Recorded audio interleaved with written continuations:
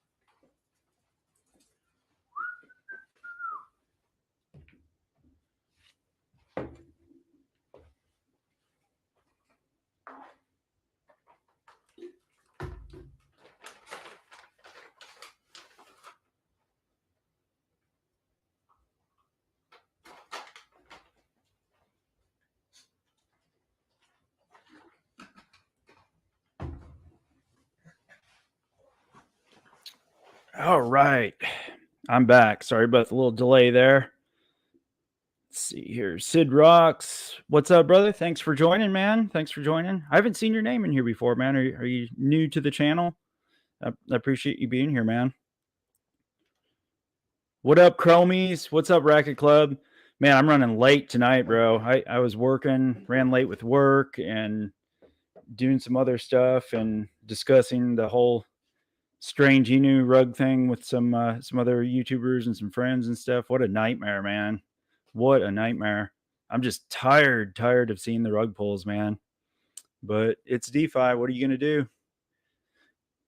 So I'm just going to jump around. I'm kind of unprepared because I was running late for work. So or running late because I was working. So I'm just going to kind of dig around on some Chrono stuff, man, and see what we can find. Let's see here. 5 popular DeFi projects on the fast-growing Cronos chain. Let's see what they say.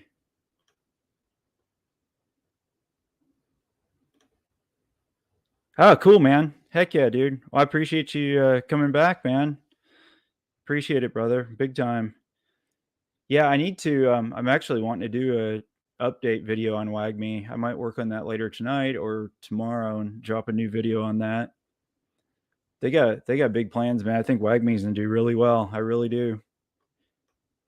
And they're just in beta. I've heard some people complaining like, "Oh, the graphics aren't that good and the gameplay, blah blah blah." But dude, it's beta. I mean, any game I've ever seen that's in beta testing, it's always, you know, rough at first. Yeah, seriously. Yep. And me and Jeremy, Crypto Realist, he brought it to my attention first, like really early on with Strange Enu. There was, and I started digging around in wallets too.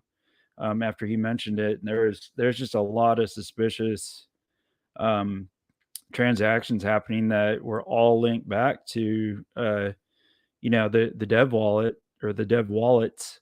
And he actually brought it up to the team, and they explained it and said there's some issue, and they said they fixed it, and um, but it is what it is, man. It is what it is. I bought pretty early, so I didn't put a lot into it, but I took profits on the way up. I took profits like let's see, 1, 2, 3, 4, 5 times, and it wasn't a lot of money. So I mean, I didn't make like a shit ton of money on it, but I did take profits. I had a little moon bag in it, but um, even with it rugging, I'm still up on it. But it just sucks, man. I hate losing a dollar. You know what I mean? Yeah, Slays. Yep. Not feeling strange anymore. Nope. Now we're feeling back to normal, bro. All right. Let me see. If you guys got anything you want me to look at, just throw it in the chat, man. I'm down to look at whatever. And these other Cronos streams I've had, man, we just kind of dig around, just look at different projects on Cronos, and just kind of go from there. Just kind of no set direction we have to go with it. We'll just look into some stuff. I invested in VVS Finance last fall. I know it was before I was doing a lot of due diligence, and everybody's talking about it. So I was like, oh shit, I'm going to buy some. And I staked it. But I know the chart is absolutely wrecked on VVS Finance right now. I need to do, and I really want to do some deep research on it, and then put out a video specifically for VVS. But I mean, they got a lot of money in it. The total value locked has surpassed $1.4 billion in VVS. That's crazy. So that's 21% increase in the last month. So they're not going anywhere. I think, it's just the shaky market, and, Cronos is still not like the mainstream blockchain. So big potential, especially with the price being that low. I mean, it's not financial advice, but I mean, as long as they've got a good roadmap and they can deliver on everything that they're doing, as low as the chart is right now, it could be a good buy-in spot, man. Crazy they did it the day. Yeah, seriously. Doesn't surprise me. That was planned 100%. The crazy part is, there's a lot of influencers that and YouTubers that did promos for them, just review videos and stuff, and they're taking a lot of heat, man. I mean, people are blaming them and stuff, and dude, you can't blame a YouTuber for, a full-time YouTuber who makes money by doing promos and reviews. It's not their fault they rugged. You know what I mean? They didn't force anybody to buy Strange Inu. They just did a review video and put it out there. So, but what I was getting at is I was in talks with them back and forth about doing a review video. Like, they wanted me to do one, like a promo video, a paid promo, and then they didn't want to, and then they did, and they didn't, and then they kept, saying, well, you don't have enough subscribers, you're too new, blah, blah, blah. And finally I was just like, whatever, man. I mean, it didn't bother me. I am new. I only have, 240 something ish subs so far, but I've only been going for a few weeks, and it's growing very quickly. But end of the day, it was a blessing in disguise, man. It didn't work out, so I don't have that riding on my shoulders that I did paid promos for them.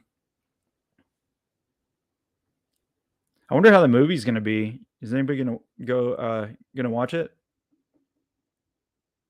Okay, VVS. I'm going to jump back into this here. So I need to dig into it, man. I might dig into it in a minute here and just see what VVS is all about, really. VVS Finance provides clear incentives for long-term value creation, strong emphasis, security, and governance. Users of VVS can instantly swap tokens at low fees and slippage. Moreover, they can provide liquidity, collect transaction fees. So VVS holders can provide liquidity in the liquidity pool and earn a percentage off of all the transaction fees. That is cool. Let me see if I'm going to jump over into their website real quick.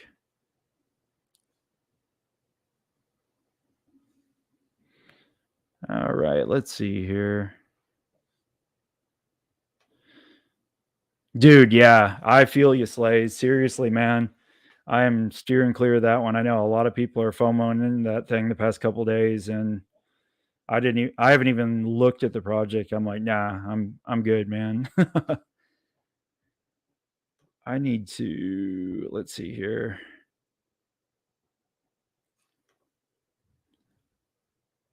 Y'all give me 1 second. I'm gonna share that I'm live on Twitter real quick because I didn't share it yet. Let's see here.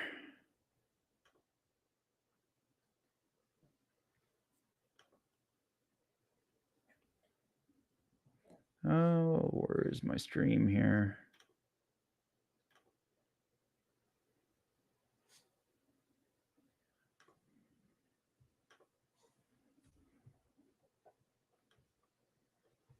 All right, let's see. Twitter.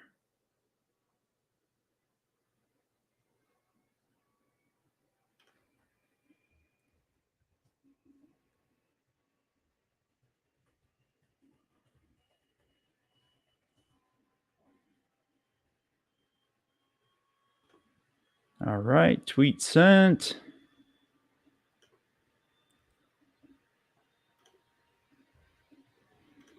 Let's see here. I'm intrigued with VVS. I keep seeing it everywhere, but yeah, exactly, man. It's funny. I mean, that's horrible to say, but I never did research on it, and I have some that's staked on the Cronos DeFi wallet, and I have no idea about it.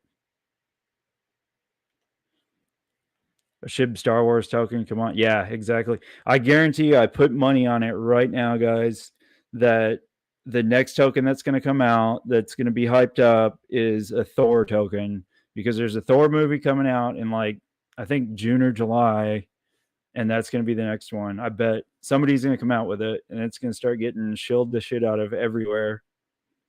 And that wouldn't surprise me if it wouldn't be the same team that had Strange. Seriously, because they never doxed or anything, so nobody knows who they are.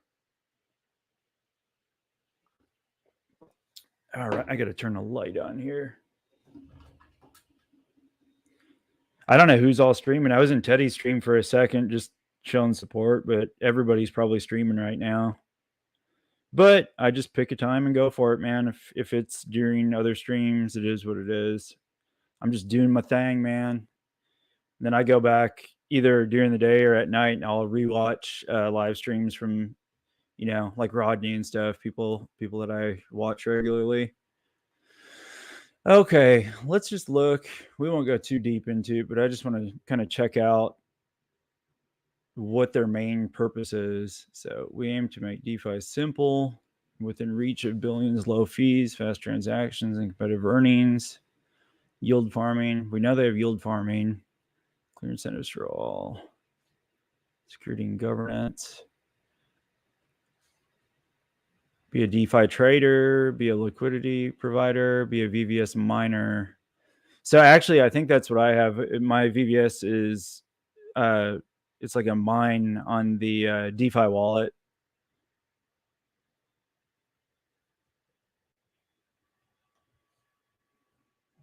Oh, you haven't heard of VVS before? Gotcha. Yeah, I mean, there's a lot of stuff on Cronos chain that people are not, they've just never heard of. You know, there's just so many projects out there. It's hard to keep up with everything. I've seen it pop up a while back from Adam Shilton, but I stayed away from anything he has since I got wrecked from Cassie. Dude, yeah, I got wrecked on Casio too, man. I took some profits on. I only put like $100 in it, and I took some profits, but then I got wrecked on the rest of the money on it. So I was probably upside down on it before it was all said and done. That was before I was doing like real good research on stuff. And don't get me wrong, there's still projects I jump into from time to time that I don't research enough, just like super degen plays. But you know, That's what we all do, I think, at one time or another. Oh, coffee, man. So good. I'm tired. It's been a long day. Nighttime coffee. Okay, back to it here. So stake VVS, provide liquidity. I'm curious on providing liquidity. I wonder what kind of APY it is for providing liquidity. We're fixing to find out. Maybe. You have to connect your wallet to view liquidity. I wish it showed. I just wish it showed percentages. Let's go into farms once. Take a gander at it.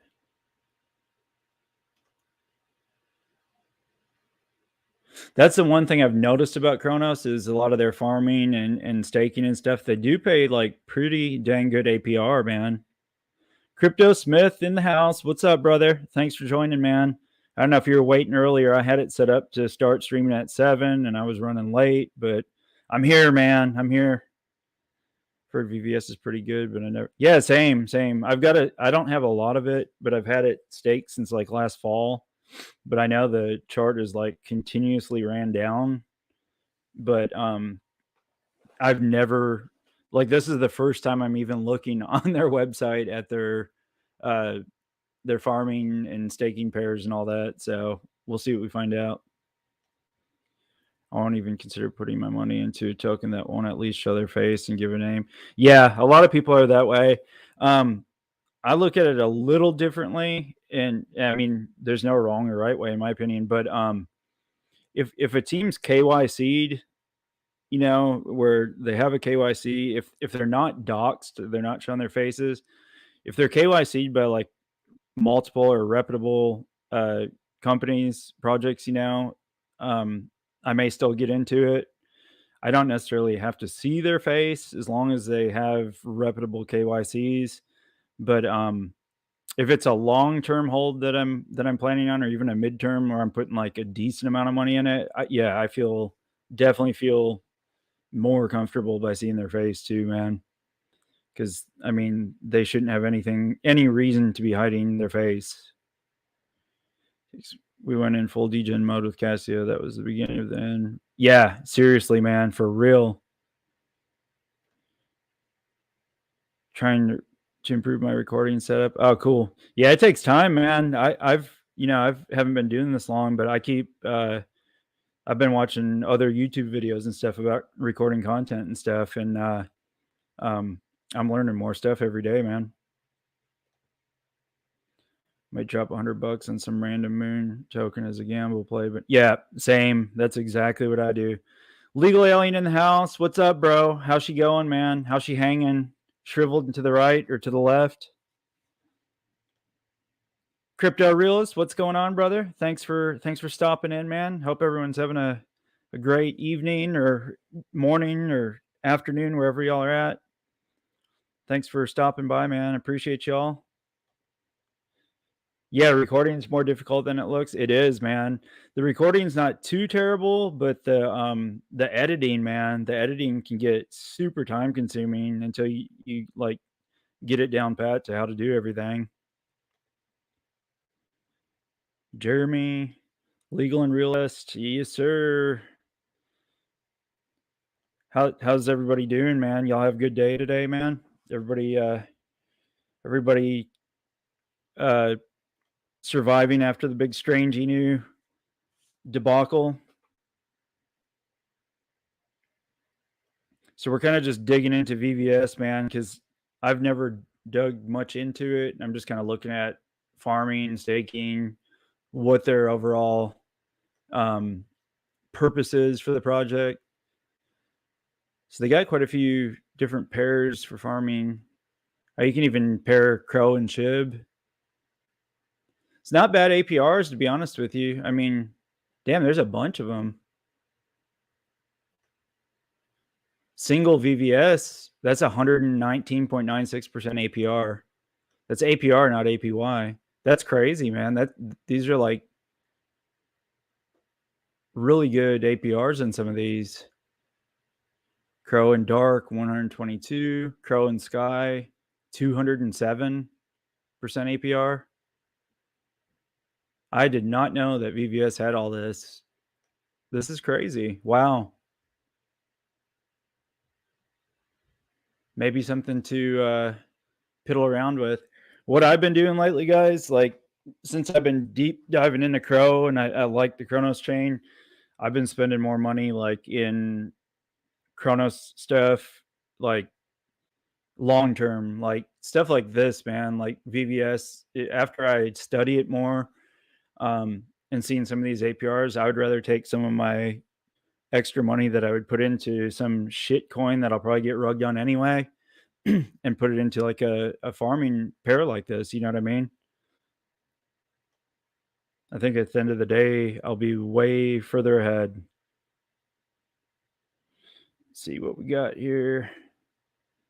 Yeah, I hear you, man. That's how my day's been too. Meh. Crypto Smith, what's up, realist? What's up, CR, legal, shaman? Rocket Club, my man. Steve in the house. What's going on, Steve? Old Steve Areno. How's she going, man? Yeah, I'm all right. I was on house money. Yep, me too, man. Jeremy, me and you talk back and forth on Strange Inu since the first part that we first started getting in it, man. And you called it, man. You honestly called it with the sus shit that was going on with transactions, man.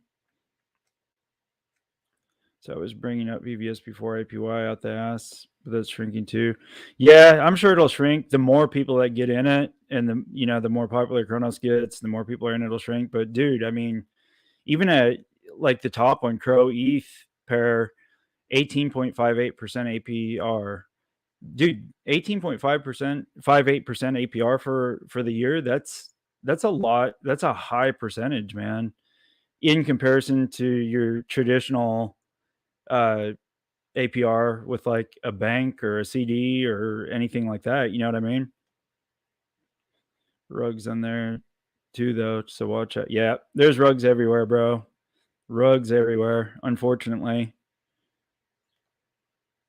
Just feel bad for the people I know that did lose money today. I'm genuinely sad. Dude, I am too, man. I put out a short video a little while ago, just kind of ranting about the whole thing, and I just hate it, man. I hate seeing anybody lose money. It just pisses me off bad. A good TX. How's your night going? It's pouring rain here. Yeah, my night's going good, man. I'm kind of tired, dude. I had a long day. It was a long day. I'm glad it's the weekend, man. Glad it's the weekend. I was running late and I was like, man, I'm not sure. I didn't even want to do a stream because I was just kind of tired out and then aggravated with the whole strange thing. I was like, nah, dude, I got to jump on here, man. This is where it's at. Jump on here and visit with everybody, and it lifts everybody's spirits up, including mine.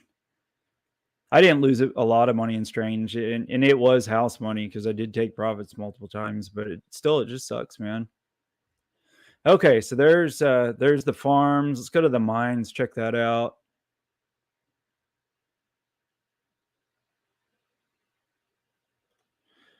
Let's see. So there's auto VVS, 14.86% APY. Send VVS profit, blah, blah, blah. Manual VVS. Earn Argo. So stake X VVS and earn Argo. Dang, 140.37% APR. I wonder what Argo is. I'm gonna write that down in my handy dandy notebook here.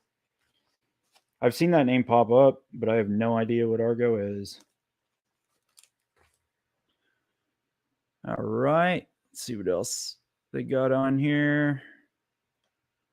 Like I said before, for those that just joined, if y'all want me to look at something, it don't have to be Cronos, but I kind of want to stick Cronos tonight, but I mean, it doesn't have to be. And we can review whatever, really. Dang, look at that. You stake VVS, earn Sky. It's 147.22% APR. This one, Dark, 145.61%. Single, 140. Single's newer, man. I've been reading about Single, and it's another platform that does a lot of staking and farming and stuff. But I'm pretty certain it's like a very new project. But dude, those APRs are very tempting, man. Because if any one of these projects takes off, can you imagine stake it all year and you get 140 something percent APR? A guy'd be sitting pretty good, man. Saw it too. Yep. It's the way she goes, as Steve would say, man. Canadian Steve. It's the way she goes, Jeremy. That's all right then. At least you got to take some profits. Many people have bought in on the V1 without realizing, and that's a shitty. Yeah, it is, man. I mean, their social media is gone. Their website gone. COD style shooter. What you got that close? That's close. Oh yeah, FPS shooter. I'll pull open a couple in a little bit here that may have some potential, man. Crypto realist. When you brought up the issue of Strange, I rode some profits and jumped, left $50 in there. Yep. Yeah. Crypto realist, man. He was talking about this shit like weeks ago, man. So that's why, him and I talked, and that's why I was steadily taking profits, even if it was like not a ton of profit. I was steadily taking profits all the way up, and then it dropped down. I bought some more, took some more profits, and then really just kind of forgot about even having money in Strange for a few days. And then today it's gone, man. It's gone. History. My coworker got into one about 2 months ago that had 2 million% return on VBS. His $36 went to almost 33K after a week, and he thought, dude, really? That's wild, man. Yeah, there's some of those new staking pools, man, like liquidity pools, where you put the token and then you have to match it with the same amount of whatever chain it's on. Like, say it's like $500 of shit Inu, then you have to put $500 of Crow in there as the liquidity. You know what I mean? If there's not a lot of people in those pools, man, that dude, the returns are freaking huge. Sandstorm caught the Telegram deleting live. They changed the name and deleted his messages. He called them out and they deleted it all. Yep. Yeah, I seen some of Sandstorm's video today where he was talking about it all. But, a lot of people are blaming YouTubers, and then YouTubers are blaming the investors for not being smart about their investments, not doing research. But putting blaming aside, man, putting all the blaming aside, no matter whose fault it is, honestly, it's not the devs' fault. I mean, it's not the influencers' fault, YouTubers' fault, the investors' fault, in my opinion. It's the devs' fault. The devs' fault are dirty cocksuckers that stole people's money, and that's the way it is. Yes, people should do more research. They should be careful when they do investments, but it's DeFi, man. It's the way. It's just what happens, dude. And it's just unfortunate that there's so many shitty ass people out there that don't care. You know what I mean?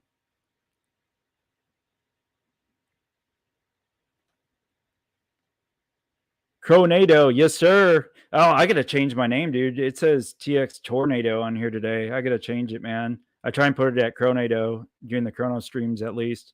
I didn't blame it. Yeah, exactly. Dude, I've never blamed anybody for any of my decisions, you know?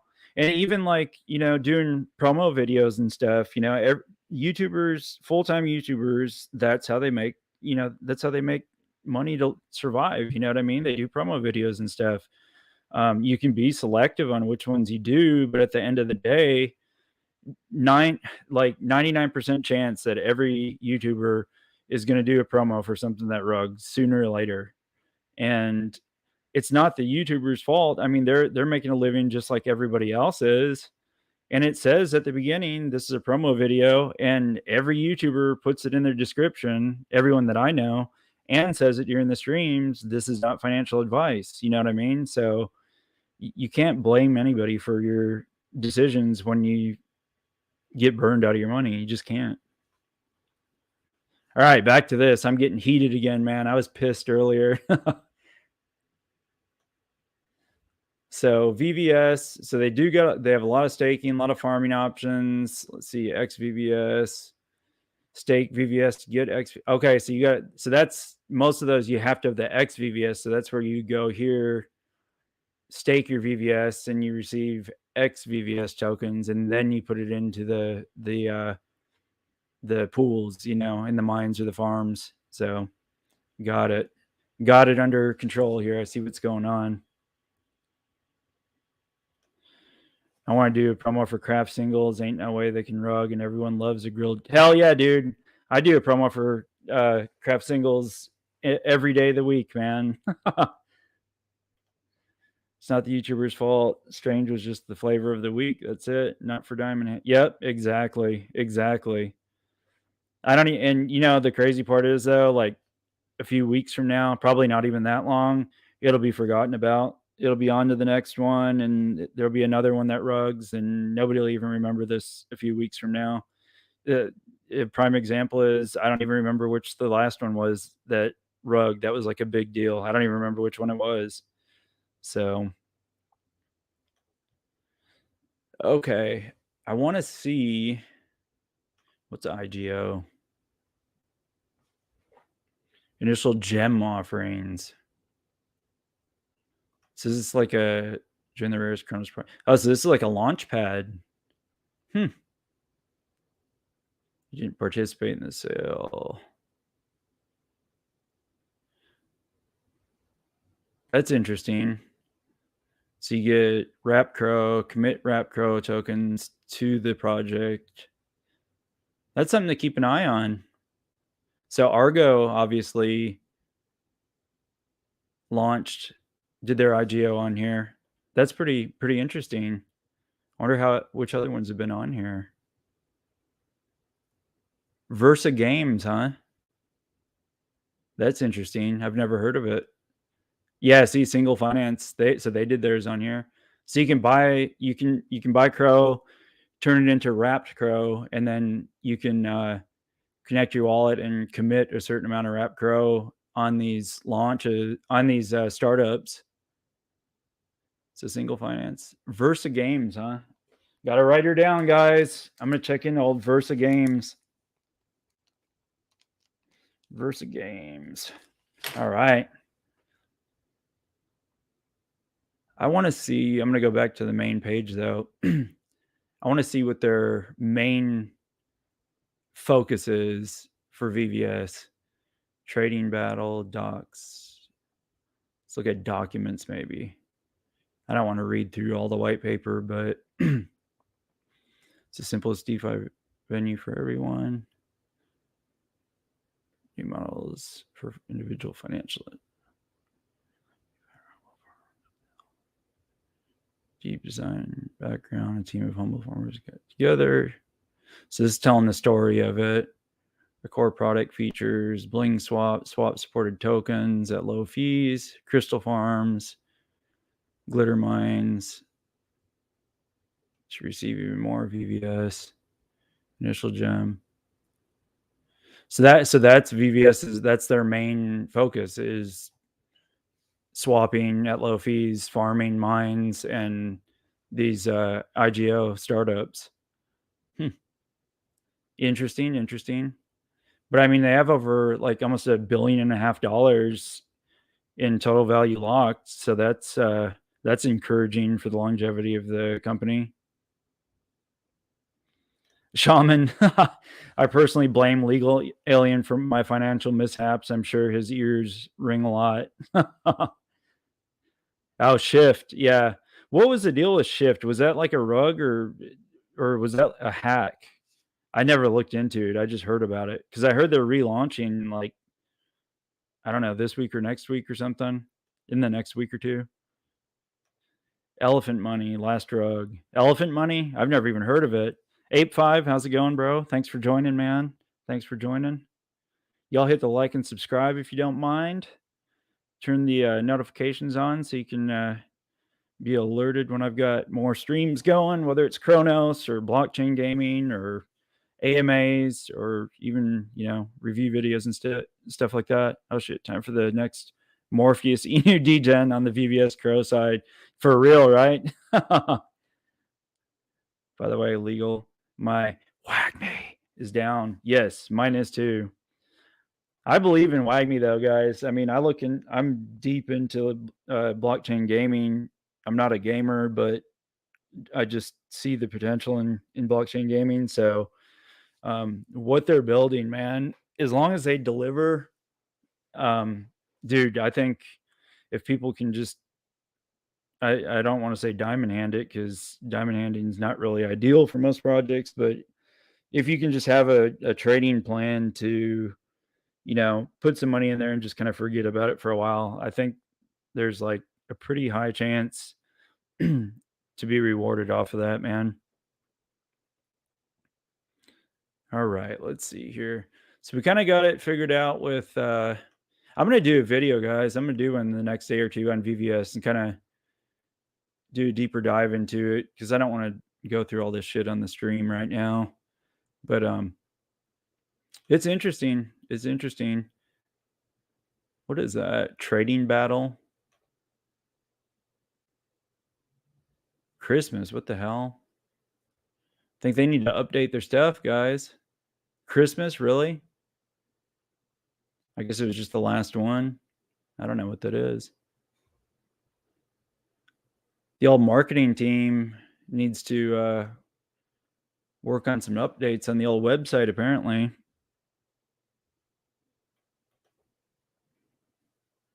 Let's see here. I love how the WAGMI whisper carried across all channels. Yeah, seriously, man. Who is the one that started it? Was it legal?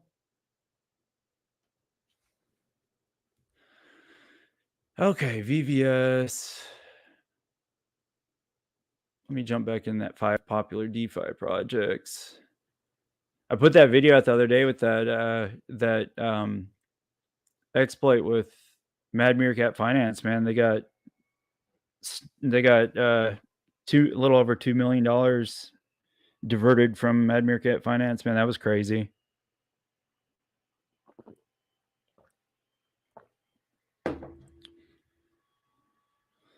That's Christmas for this year. They started early. Yeah, they're way ahead of times if that's what it is. Jesus.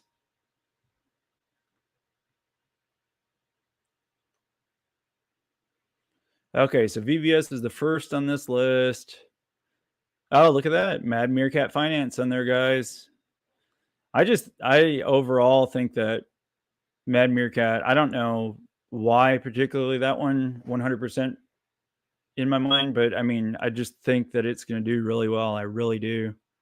So VVS is the only DeFi project that's bigger than MMF, because it says it's the second biggest. 376 million in total block value. So it's a lot smaller dollar value project than VVS.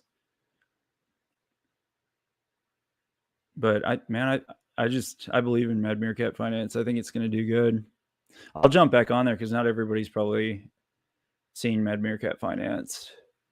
Kind of scope around on it a little bit. Hope all y'all make some money with WAGMI, but me personally don't see the game doing anything big, to be honest. You never know, man. It might not. It might not.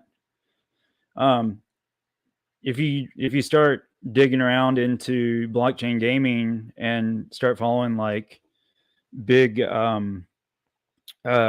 like AAA gaming studios and gaming guilds and stuff like that, there's so many games in development out there right now, like badass games.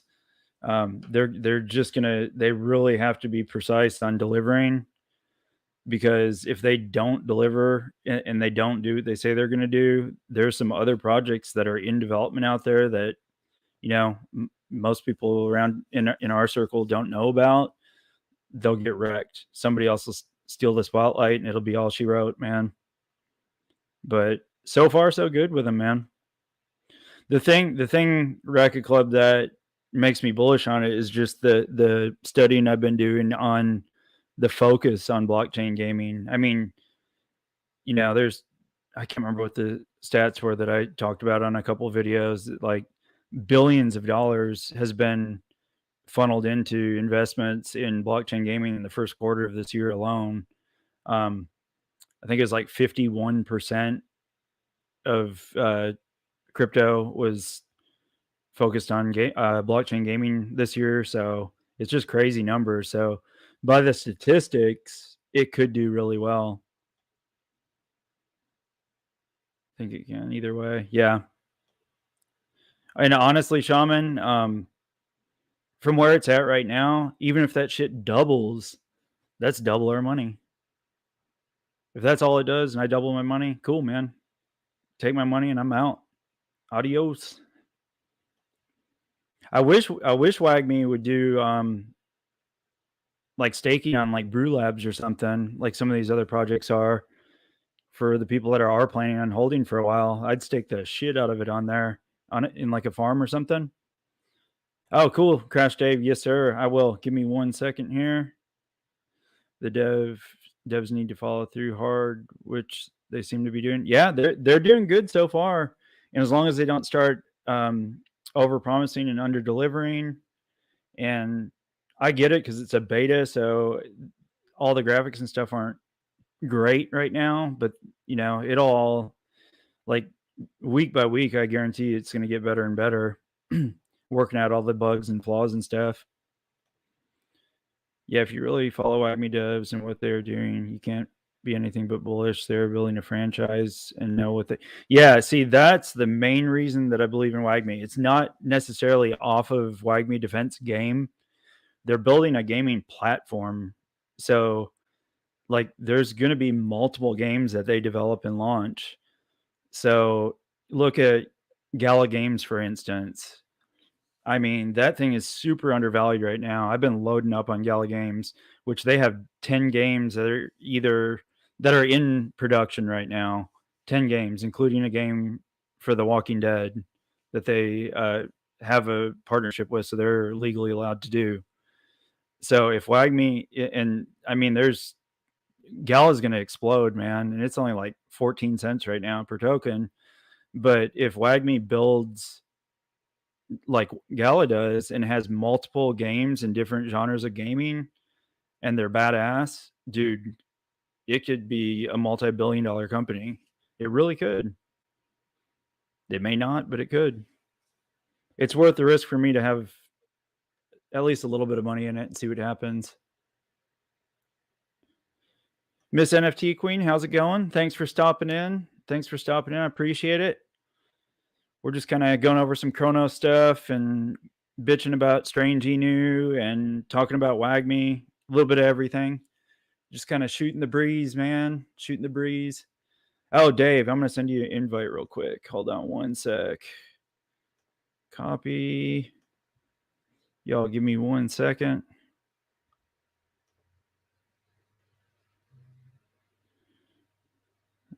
Here we go.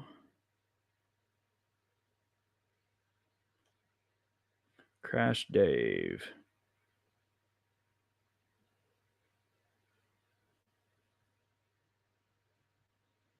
Well, let's see. Crash Dave's crypto.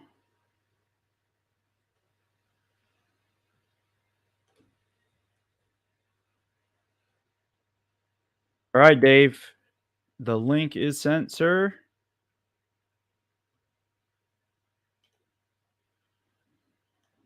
Austin Jones, how's it going, brother? How's it going, man?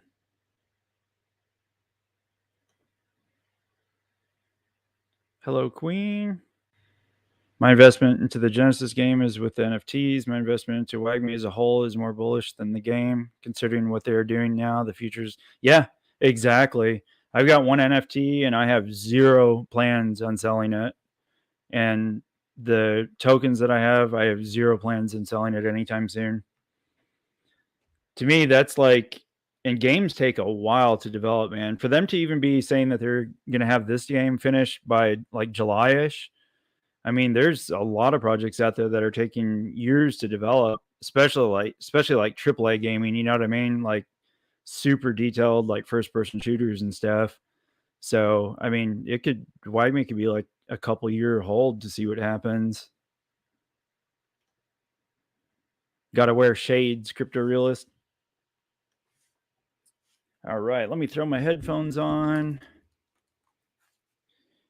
crypto realist or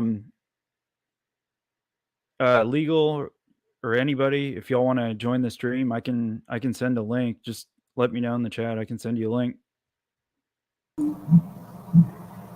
How's it going, Dave? What it is. I just lost your audio for some reason. Are you there? Yeah, I'm here. I can barely hear you. Can y'all hear him? Or maybe it's my audio.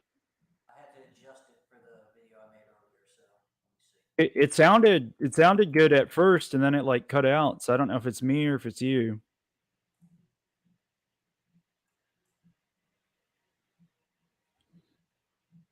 Guys, can y'all hear Dave all right when he talks? Maybe it's my audio.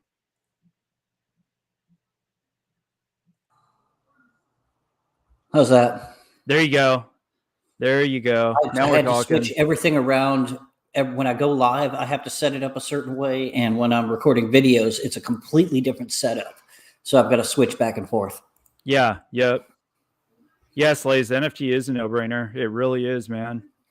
Because the crazy part is, it's going to be, 10% divided between all the Genesis holders off of the revenue on the marketplace. Well, I don't know how they're working that for sure, but if it's for the marketplace as a whole, like when they have multiple games released, holy shit, man! Like the revenue off of that, the income would be insane. That was the theme to my school dance back in '91. What you got going today, Dave?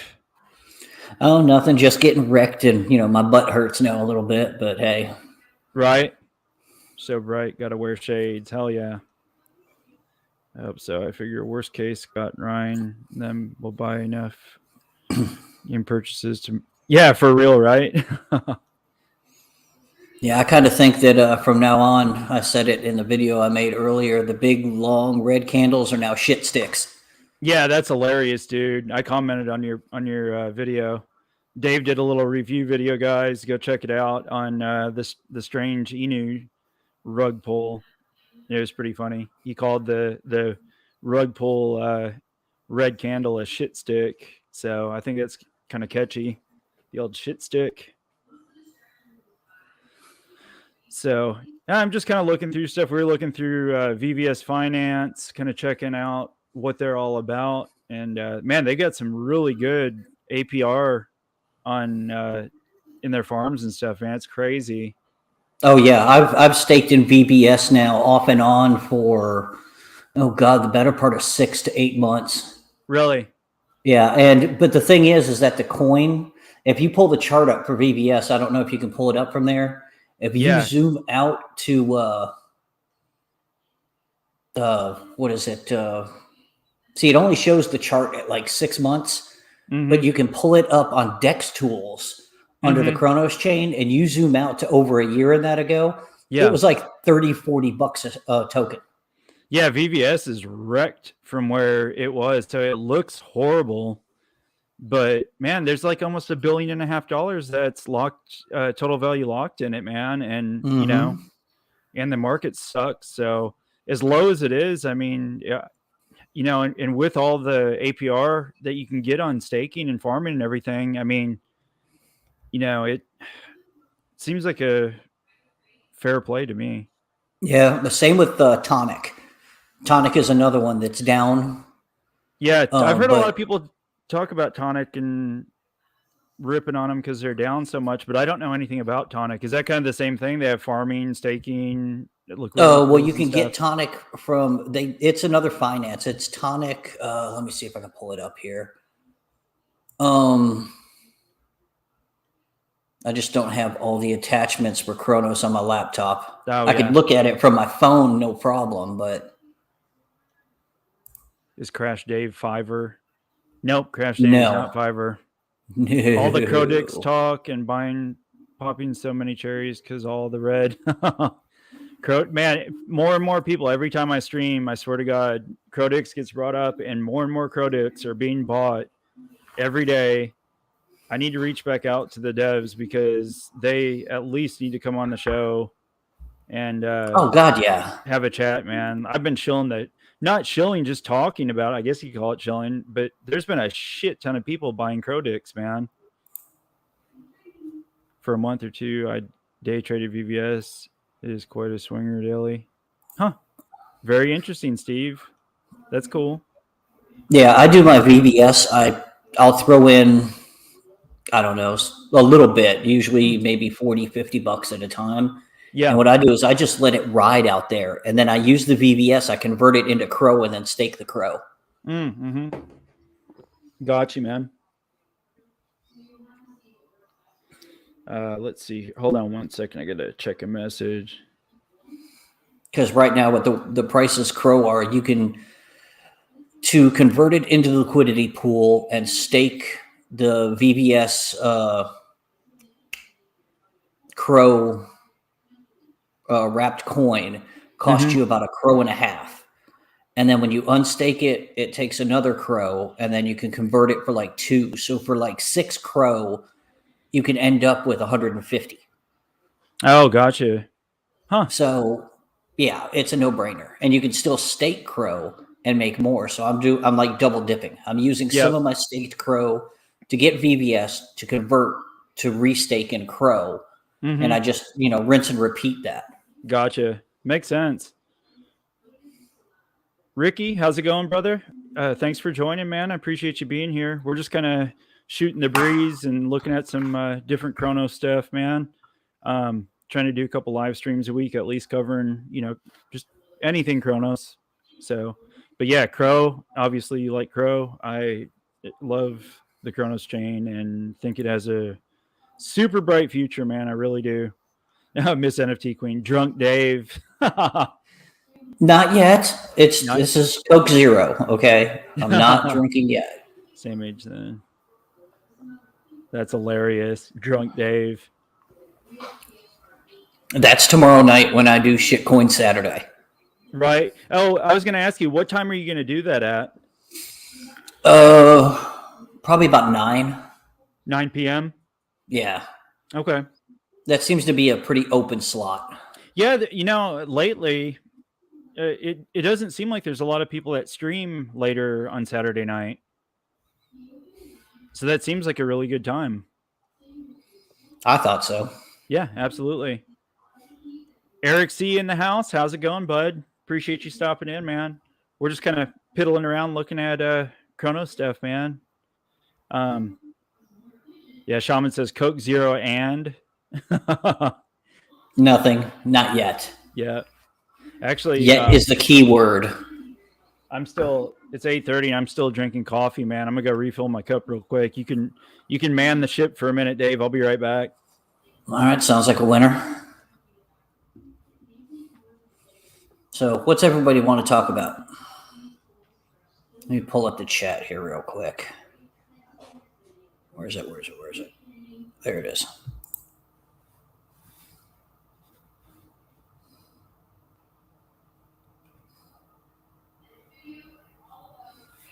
Actually, I don't see it.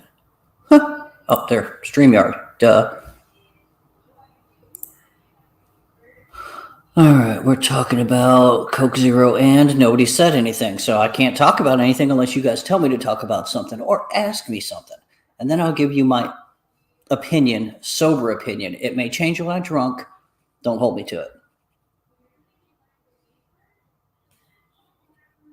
Dude, you're not old, Fiber. No. In November, I'm going to be 52. So I don't want to hear it.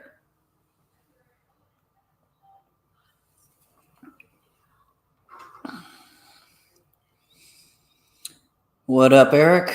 Shaman, yeah. Do you have an actual... Yes, you have an actual wrench now. God, I hate this camera. I need to get a new one. It does this auto zoom and focus. If I move too quickly, it takes me in and out of focus. It tries to zoom in or zoom out.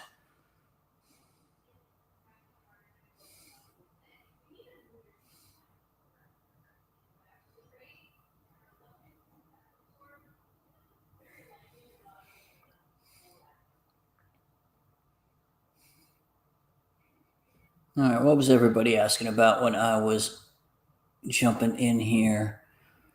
Legal was here, blah, blah, blah. All right. Let's see. Uganda's export of potatoes has drastically affected Tanzania French fry prices. What? Let's talk about how economic. Oh my God, that's hilarious. Well, let me look that up real quick for you. Hold on. Sounds like a great topic. Great topic, Steve. Absolutely. I should change the name of the stream to that. That'd be some funny shit. I know we've looked at MMF before, but everybody probably hasn't seen it. But MMF is basically the Uniswap of Cronos. Not basically, it is the Uniswap of Cronos, but they have a lot of you can bridge tokens, stablecoin swaps, all that good stuff, exchange to buy tokens, and they also have a lot of farms and liquidity pools and all of the above. Pretty good APRs also. I mean, you look MMF Crow pair 232.47% APR. That's really high, man. Statement Meerkats to increase MMF. Dude, I thought you were jacking with me, Steve. So that's a real thing, huh? Yeah, Ugandan curry sweet potatoes. Better quality potatoes for Uganda, international potato grower. Oh my God. That's crazy. If Jimmy has 3 apples, potato is an important food security crop for a major source of household income for small-scale farmers in southwestern and eastern Uganda. That's it. Where did you find that at, Steve? How did you hear about that interesting information, man? If Jimmy has 3 apples, but Tiffany takes 1 of them, how long would it take to drive 370 miles? No. The answer is no. Is that right? No?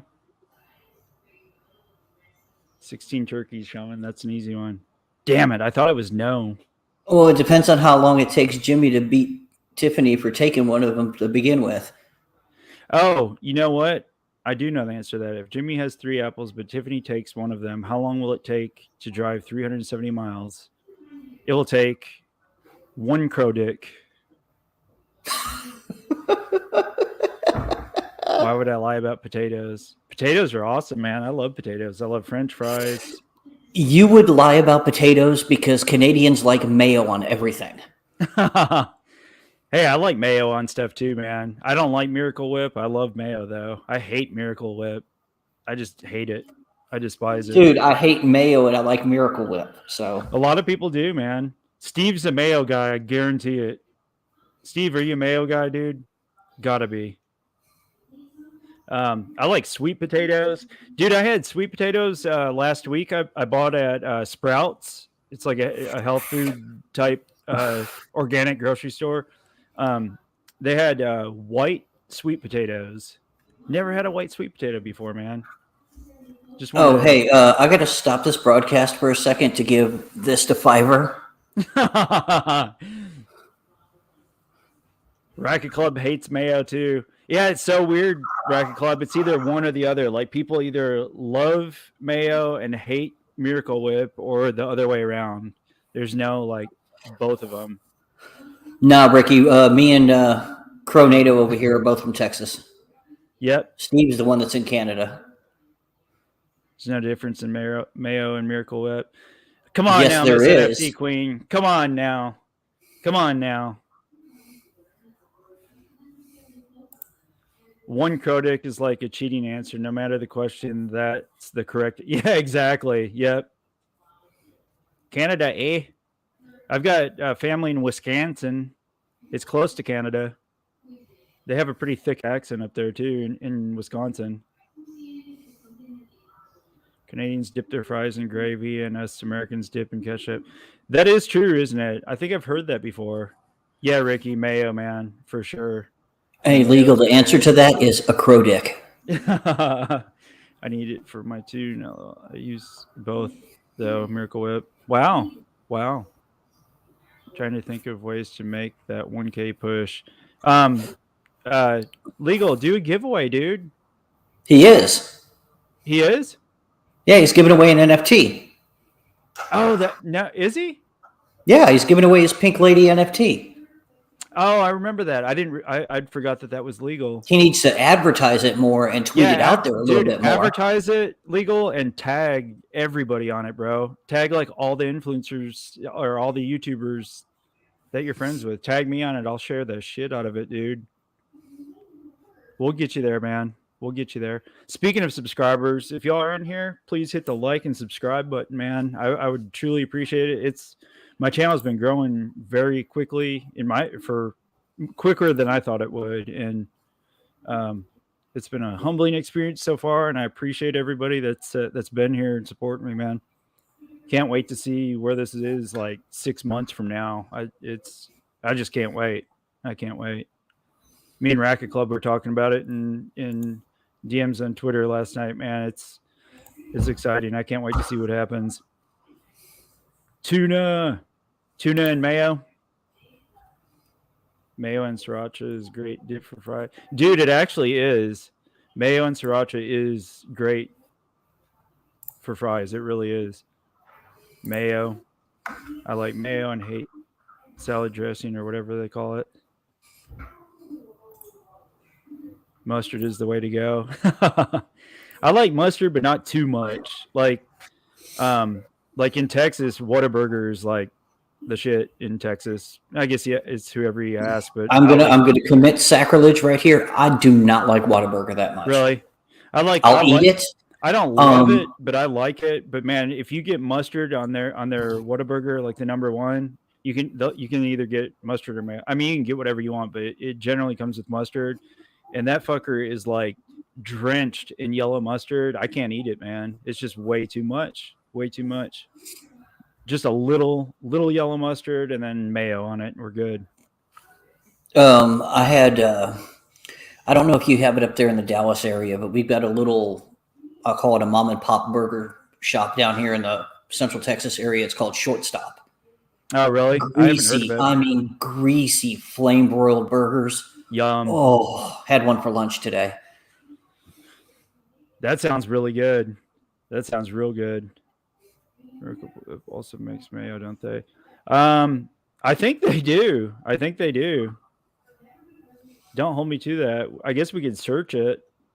NFT queen. Only way I what can is think up? to incentivize people right now would be some ETH. You could, or ETH or BNB. You can do BNB, cheap transaction fee on it, or Crow. You do Crow. Hey, fan, you need to join us in the live stream tomorrow when I do Shitcoin Saturdays. We're going to make you degen into something. ETH it is, he said. I have an NFT giveaway, but ETH is king. Yeah, ETH is king, man. Fuck ketchup. I like ketchup. You know what I really like? Again, I'll bring up Whataburger. That spicy ketchup they have, dude, that shit is good, bro. Spicy ketchup. If y'all haven't had spicy ketchup, I'm telling you, it's life-changing. Shaman, that's a little far. You don't even like ketchup a bit. Spicy ketchup, bro. It's so good, man. Crash Date, yeah, Legal Alien. Yeah, y'all please go like and subscribe to Legal Alien. He's so close to 1,000 subs that he can taste it. Ketchup is fire, yeah. Spicy ketchup, man, I'm telling you. Shaman, yes. I mean, I'll eat it on fries, but that's it. Shit's weird on everything else, especially the weirdos who hate tomato and smother their burgers with it. Yeah. For real. Yep, go. Here's Crash Dave's link. He's a new YouTuber also, and he's putting out some solid, informative videos. Definitely go check him out. 100%. I think my episode 5 I just did. I had the most fun making it, and it was funny, but yet informative. And yeah, it was a good video. How are you, ASMR fan? Hope y'all are having a great day. Tell Austin I said hello. Yeah, we don't care about Austin. We care about Fan. She's got a wrench. Yeah, right? She's got the wrench. He who has the wrench gets the love. Or she. Queen. I miss Whataburger. Yeah, Whataburger's good, man. Yeah, Legal knows what's up. He's in Houston, so he knows what's up with Whataburger, man. Yeah, Whataburger started in Corpus Christi, Texas, and the closer you get to Corpus, the more Whataburgers you see. Really? There's like one every square mile in the Corpus area. That's funny. Fan. Never had Whataburger. It's good, fan. I like Whataburger with a Texas Whataburger where it's got jalapenos on it, double meat, jalapenos, and then fries with spicy ketchup. It's so good. Everybody's greeting Fan. Always. She's got fans everywhere. I'll be back in just a second. Okay, man. Never had it. Man, I got behind on chats here for a second. Everybody's saying hello. Thank y'all for being here. I appreciate it. Fat burger is the truth, especially with an egg on top. Dude, I can't remember where I had it. It was kind of a hole in the wall burger place with an egg on it. That shit slapped, man. That was so good. Have my tacos and salad. Marty's in the house. How's it going, Marty? Yeah, Whataburger's good. Man, I swear you have to multitask like crazy doing this. Streaming? Yes, or even doing videos. You have to make sure everybody in the house is quiet. Nobody's moving to see. I've got to get up again. Damn it. I don't know what my favorite burger place is, though. I mean, there's a hole-in-the-wall burger place here in Texas, like south of Fort Worth. It's called Nicky D's with an N. It's been there for like years, man, and that shit is so good. Thousand Island Burger from Fat Burger. That sounds good. Yeah, before I made that video, I completely rearranged this room so I could talk into that bookshelf and that, hopefully to cut down on the echo. It seems to help at least a little. Oh, gotcha.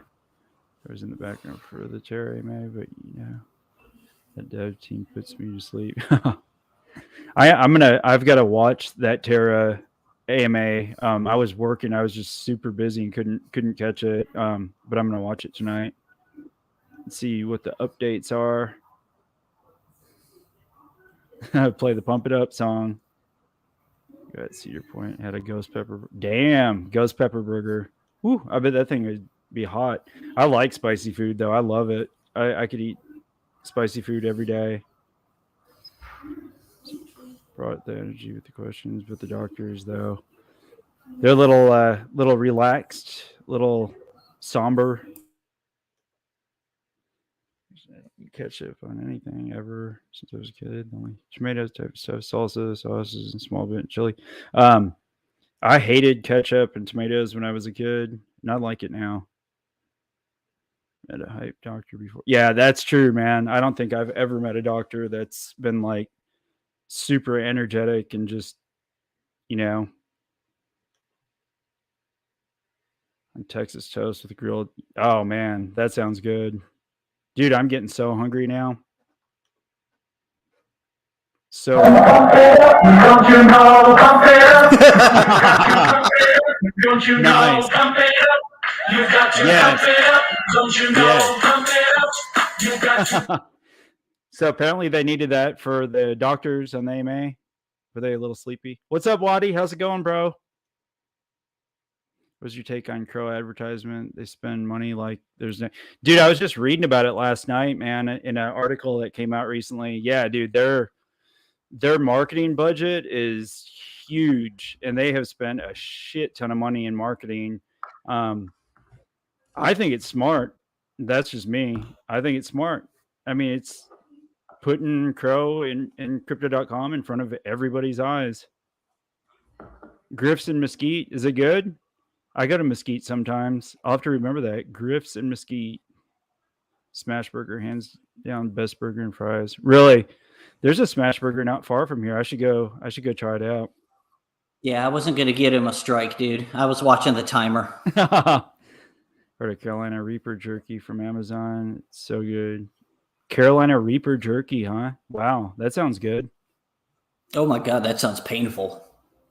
I love spicy food, man. I really do. There's a limit to the spicy I can eat. Yeah. Or actually, I should say there's a limit to the spicy that I can put through me because it's going to come out just as bad. You scared the shit out of Jeremy when you turned that on. That's that's funny. Oh, it's still there and it's still loaded. So we can, straight, we find something good. We'll definitely do it again. No, if I have the permission of someone. All right, getting caught up here, attempting to be called a place called Backyard Burger. I want a burger now, big time. I really do. Oh, Backyard Burgers. Yeah, there was one. It sounds here familiar. in Austin. Yeah, there was one here in Austin. It was a chain. It popped up everywhere at once and then disappeared almost as quickly. Yeah. No, yeah, Steve, I agree, man. I love spicy as hell, but yeah, it's got to have some good flavor too, not just spicy. Got a video somewhere of that guy eating the spiciest chip in the world from Amazon. Projectile Vomit. Are you serious, dude? Oh, you got to find that video and send it to us. You got to find that video for real. Oh, please, man, that would be some funny shit to see. That would be awesome. Who's doxing tomorrow? The rest of the team. It's Jeremy. I guess. Well, you can answer, but it's what's her name?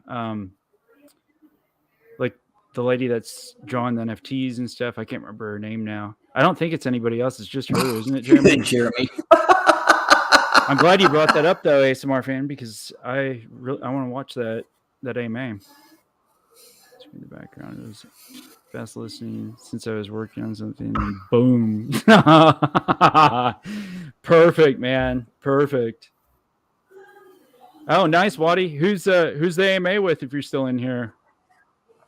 If I wasn't streaming, man, I'd come. Well, you know what, Waddy? I'll turn it on my phone. I may not be able to comment, but I'll turn it on my phone, so show you some support, bro.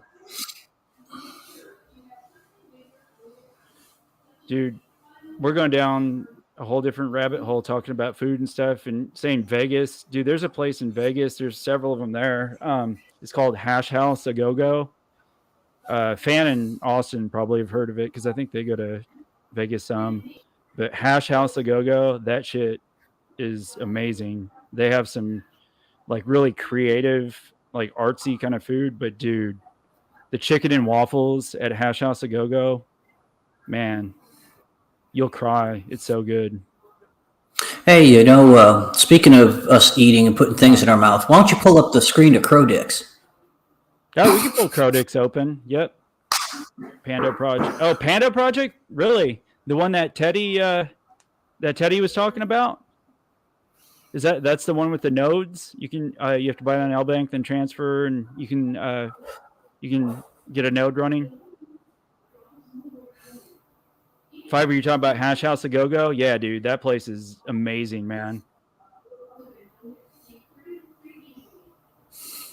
Yeah, Panda Project is cool, Waddy. I like the concept of what they're doing, man. There's some other projects out there that have been around for a while that are very successful running nodes around the world. Yep, at the link. Yes, sir. Guys, I was so disappointed yesterday because a lot of us were planning on going to Vegas for that ShibaCon thing. And I don't know how true it is or not, but I heard it's canceled. I heard it. I'm the one that told you. Oh, you are? Because it wasn't sponsored by Shiba Inu. It was just like a private, like whoever started it, but it wasn't like an actual Shiba Inu like sponsored convention, and I guess they didn't sell enough tickets or something in the pre-sale or whatever. I don't know, but that sucks, man. I was so looking forward to that. Okay, I've been going through the chat. All right, Finance on the Cronos network. Look at some of these pairs though, like Yeah, I'm looking at the 220 ShibaCon Twitter, and it has a forum up there. It says, we regret to inform you that ShibaCon 2022 has been postponed, so not canceled. Oh, postponed, huh? Well, that's a good sign. I really wanted to go, man. Like everybody, I swear to God, everybody was planning on going.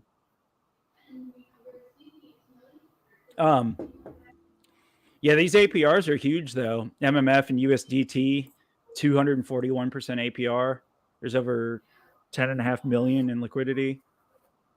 That's just crazy, man. I mean, that's if you like MMF and believe in it, and you have extra USDT to pair it with, dude, it's crazy. That's what's going to help Crow take off is all the liquidity that's being staked in all these different projects, man. They're going to have so much total value locked across the boards. Oh yeah, I agree. I was just going to pull up my Cronos app here while you're looking at that. Man, they got a bunch of them. Yeah, see, there's single USDC, Croissant, Mimus or Mimus, huh?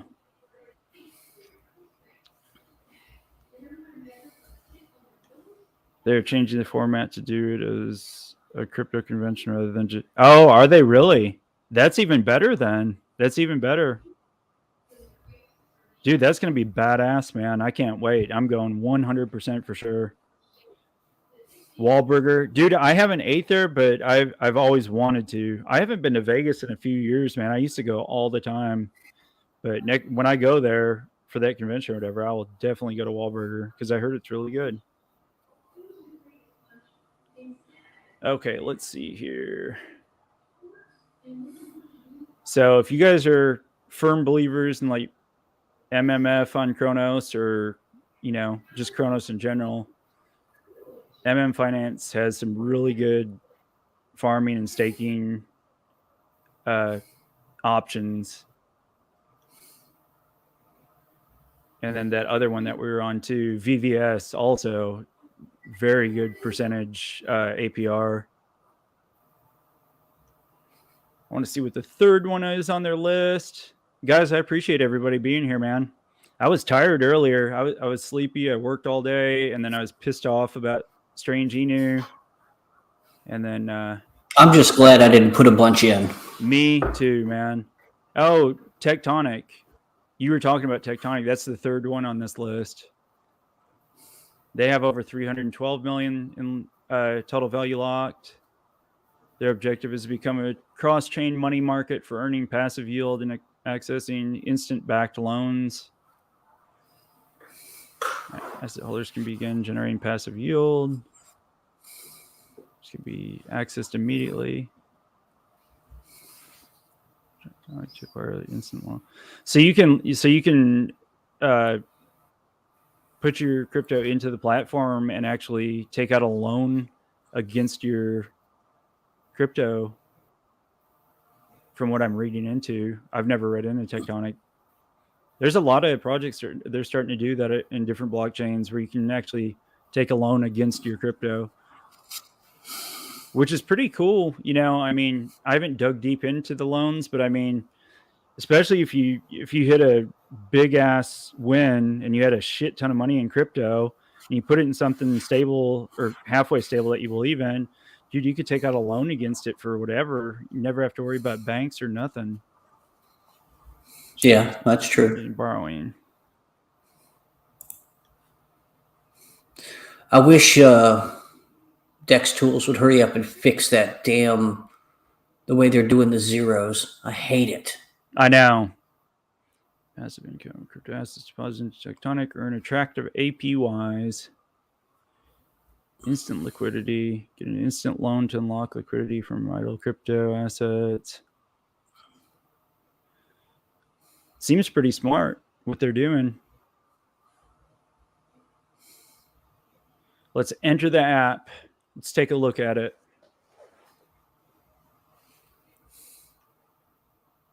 Gordon Ramsay in Vegas is good also, but also expensive. I've seen that place. That restaurant's cool looking.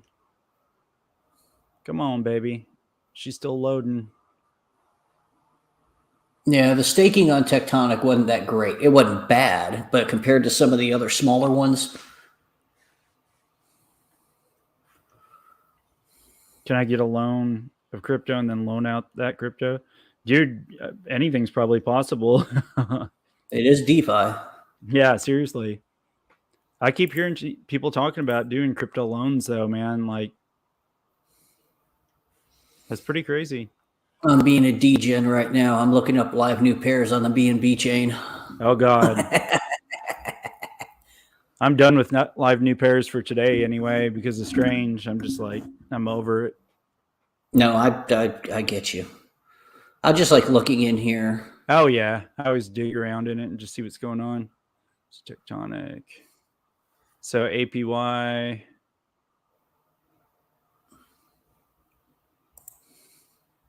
So supply APYs. So borrow APY. So if you borrow out, like if you borrow out your tonic, I guess, the Tectonic governance token, if you borrow what you have, I guess you stake it and then borrow it out or whatever, it's 105.33% APY. Huh. Pretty interesting. May have to do a video on this one too, guys, just to dig a little deeper into that. But I mean, could you imagine if you got into a project early, like people did with SHIB or Saitama or whatever, and turn a few grand into $200,000-$300,000, and then you put it into something that you long term believe in, and then you could put it into a platform like this, and then take a loan against it, dude. You could like go buy a damn house or whatever. And then you don't even have to deal with banks. You don't have to deal with all the credit check bullshit and any of that stuff. You could just take a loan against your crypto assets. That's crazy. I don't know what, the scary part about it would be the volatility in the crypto market. You know what I mean? Like if it drops a certain percentage, do you get liquidated or what the hell happens, Yeah, the problem is they can change the percentages on the fly. I've seen ones that I looked at the night before and I was like, oh, that's pretty good. When I get up in the morning, I might shift over to that one. And then I look later, it's gone on down like 6%, especially the bigger ones. Yeah. You're looking at like that 105 APY there on the tonic. And I can't see what the bottom one is Crow. Here, I'll pull that back off the screen here. Hold on. But I mean, if you could put your crypto into that and take a loan against it, I'm curious to see if you're locked in at a certain percentage interest rate on your loan against your crypto. You know what I mean? Like if you go to a mortgage company, you're locked in at like a certain percentage on your mortgage loan. So I wonder if there's something similar to that for borrowing against your crypto. I know that somebody bought a house with absolutely no money using. That's what I'm saying. Crypto. Yeah. They did a loan against the crypto. Yep. Yeah. So and I've heard other options too, where and this may be the same way. I just haven't read enough into it, but where you take a loan out against your crypto, but then on that platform where you deposit your crypto into it, you're actually staking that crypto. So you're earning an APY off of the staked crypto, and then you're taking a loan out against it. So you're earning APY off all of your crypto and taking a loan out. So that's crazy. Seems pretty smart. But I need to do here's one for research. you. On the live new pairs, there's one called Duplex Earring. I was like, okay, fine. It's got some buys and sells. Duplex Earring? Yes, but the actual name is Rocket Sperm. Rocket Sperm? Nice. Nice. Oh.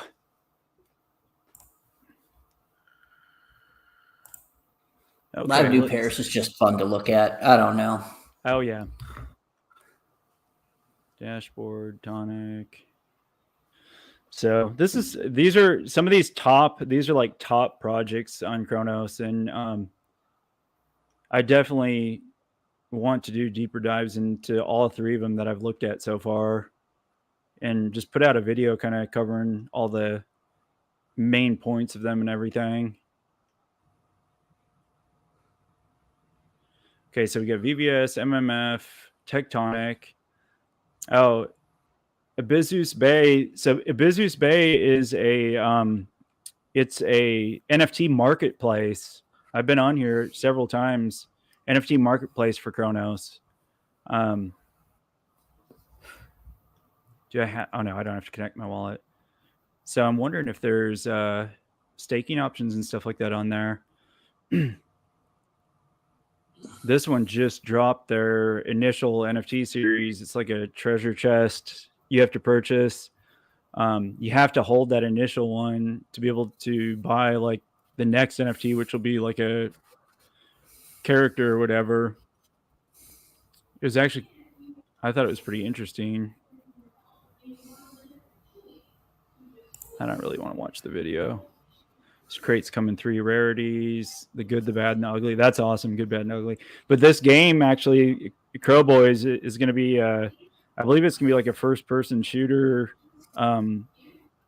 cowboy, like Western themed style game. And I haven't seen anybody come out with a cowboy Western themed game on blockchain, so seems kind of cool. There's the treasure chest.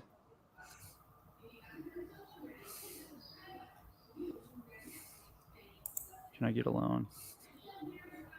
Yeah, I figured you could, legal. I figured you could, man. DNA in the his house. What's up, brother? How's it going, man? Hope you had a good day, bro. Hope you had a good day. Ladies also. Yep. So yeah, I thought this NFT series was kind of interesting because they're coming out with a first-person shooter cowboy themed game.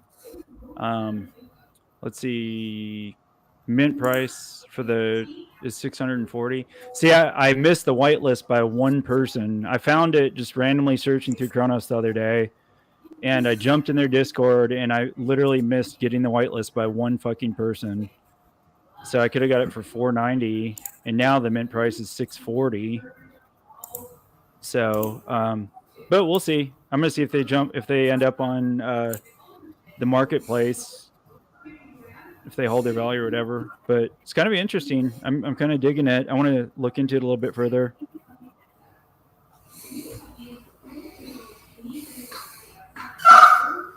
Last first-person shooter game play. GoldenEye, dude. GoldenEye is badass. I used to play that game on N64 all the time. You guys talked about that one last night. Yeah, we were talking about N64, GoldenEye. That game was one of the best games ever. Yeah, first-person shooter called Crowboys. This could be. I mean, it's new. I mean, everything's a risk, but it seems pretty cool.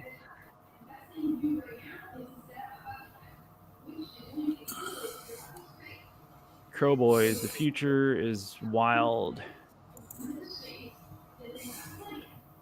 Free to play, compete to earn, Western X platform, GameFi for both PC and mobiles. That's cool. First-person shooter game, finance project with each 3D model being an NFT with its own utility and value. Launching on Cronos blockchain.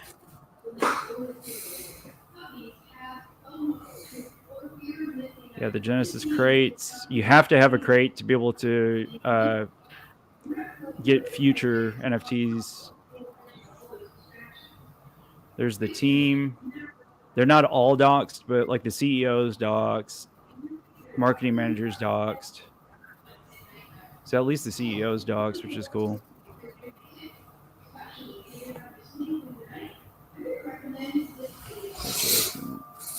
So kind of interesting. I'm going to dig more into that, man. They launched on Cinco de Mayo with that Genesis NFT. I'm going to go back to Ebisus Bay, though. I want to see if there's any, like if you own Ebisus Bay, if they have their token or whatever, is there any kind of staking or anything here? Or if it's just an NFT platform. That duplex earring already rug pulled. Are you serious? That don't surprise me. I'm going to take a look at it, and I'm going to try to use the Dex tools on it and see how much they got away with. Crowbots, crow. These things, man, these crocrows, Jesus, they're not stupid expensive right now, but the price went up quite a bit off of what the mint price was on them. Look, I want that one. I want the one smoking the cigarette. That's hilarious. It still hasn't showed the candle of everybody selling. Yeah. But this thing pumped up 3,820%. Damn. Before it went red and put the rug pull sign on it. Took the money and ran. Yep. That says they sold. I'll say stole. 237 B&B. Jesus, that's a good little day's wage, huh? Mm-hmm. Especially since the contract they probably recycled from someplace else and just posted it. Yep, I guarantee it. So there's founding members passes. There's different levels of founding members passes for Ebisus Bay. That gives you some sort of grants reduced service fees, discounts on drops, and early access to features. So I guess if you believe in the Ebisus Bay marketplace, you can get a founding member NFT. You get some discounts. But I don't know. We're just searching, guys. I don't know. Some of it might look good. Some might not look good, but we're going to just take a look at it and see. I'm looking on the Cronos chain live new pairs now. Oh, cool. Look at that. Users can buy. There's one that uses the dark token. Yeah. And it's B3 Dark G is the name of it. It's going for right now $1.17, and it started out at 38 cents. I'm running it through Token Sniffer right now. It's almost a 4x or 3x, I guess. Moreover, there's a healthy amount of active listings showcasing. So Ebisus Bay has done 18.1 million dollars in crow in volume and 27,000 sales. Core NFT drops a steep discount. Oh, so if you own the Ebisus Bay's founding member NFT that we were just looking at, users can acquire NFT drops at steep discounts and a 50% cut on service fees. Huh. The mint started out at 200 crow. I think it's now at like 500 almost.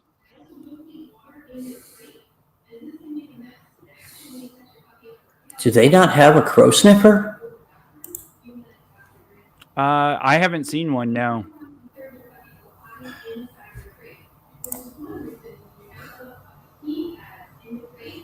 Crypto AI, what's going on? Cronos Chimp Club. Okay, let's see what we got here. I've looked at that before. It doesn't look too bad. There's NFTs. Collection currently has a floor price of 895 crow, a total volume of 14 million crow. As the project evolves, NFT holders will gain access to exclusive virtual and real-world drops and access of upcoming collaborations with celebrities and designers, blah, blah, blah. Same shit as every other NFT project. Oh, those look cool. Those are kind of cool looking, actually.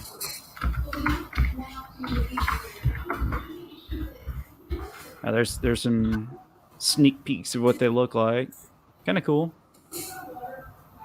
I wonder what they minted at. They're worth 895 crow right now. What is that in dollar value? $895 times 3. So they're about $270 almost.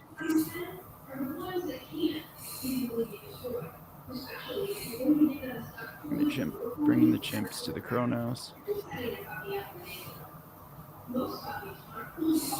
See, I want to do I need to reach out to some of these because I'd love to do like an AMA with some of these projects on Cronos and just bring them to light. You know what I mean? No, I get you. I want to reach out to some of them because that'd be super cool to get them out here. And who knows? Maybe if you get famous enough, you can have Matt Damon come on and shill a coin for you. Well, I bet he got paid a ton of money, man. Oh, God, yeah. That or he has a stake in the company. Oh, I guarantee you he's got something to do with the company itself. It says Token Sniffer will work on Cronos, but the addresses I'm putting in, it's not bringing anything up. Yeah, I don't think it reads them accurately from what I've been told. I'll try just another random one and see what happens. Because I'd like to be able to do that, throw it through Token Sniffer.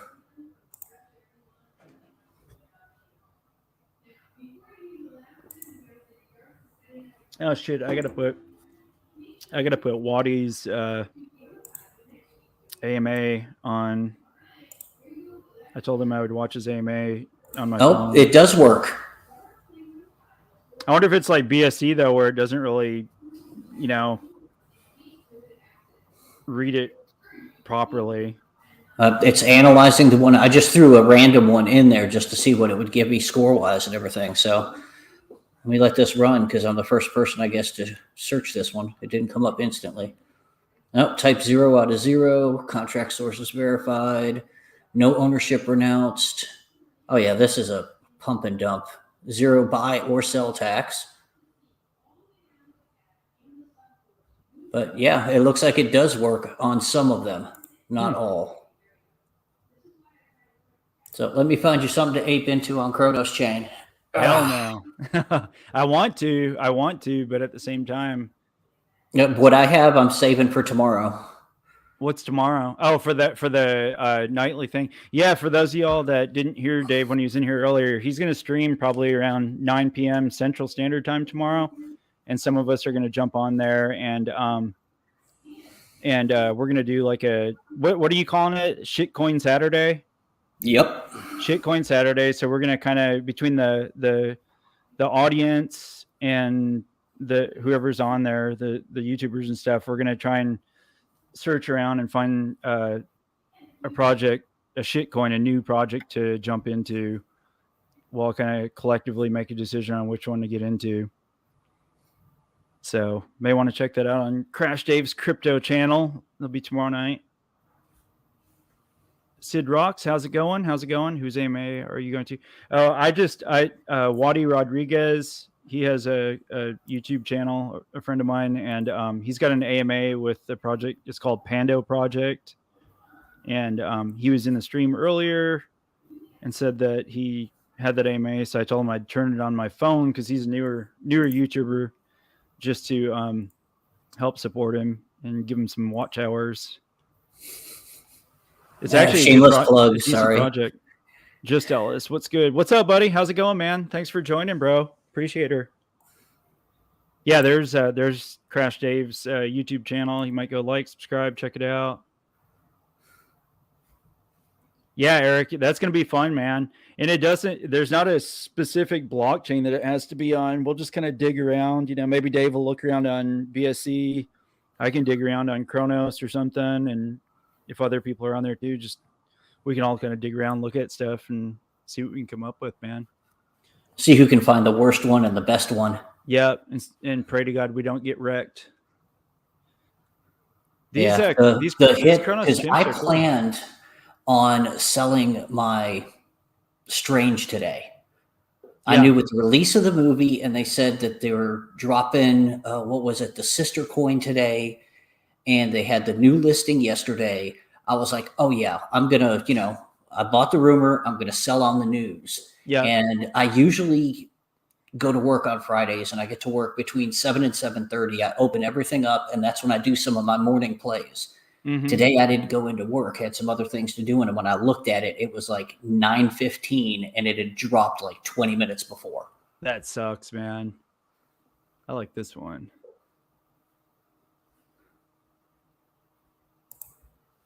So these are on auction style. The auction, Current price. The buy it now is $684. Can make offers on it though. I kind of want to get one of these Cronos chimps just to see what happens. You know what I mean?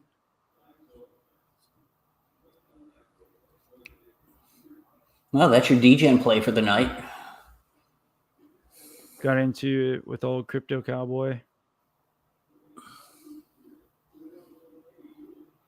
Which one, just Ellis? Which one did you get into? You're shorting BTC with me. What's up, Gingy? How's it going, bro? How's life treating you, man? Shorting BTC. What's BTC at right now, price wise?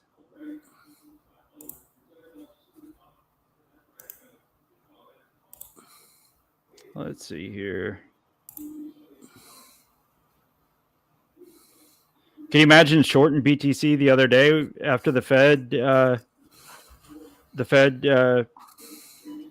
ordeal on TV and all that, when they talked about interest rates, and then the price started going up and short it? Now it's up to 36 now, a little over 36. Yeah, because it jumped way up the other day. If you just shorted that shit, man, it could have made a lot of money on it. Crypto AI, who are you, bro? I know you must be one of the degens.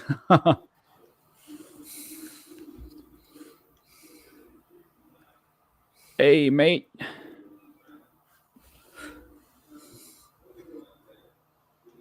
Oh, man, I may have to throw some money into my safe, pal. Throw some crow in there. The boot cut from Seifu Ape. Yeah, Seifu Ape's awesome, man. I had an AMA with him, with Sean, 2 Fridays ago, and I really like that project. And he's a super good dude. Bull trap, big time. Yeah, several of us called that 100%. If you started buying in the other day when everything started going up, when the market went green after that Fed meeting, dude, all those people got absolutely wrecked. Yeah, Dave's more degen than I am, even, man. I claim the word degen, but he's even more degen. Oh, I could show you a screenshot of Broken Dreams.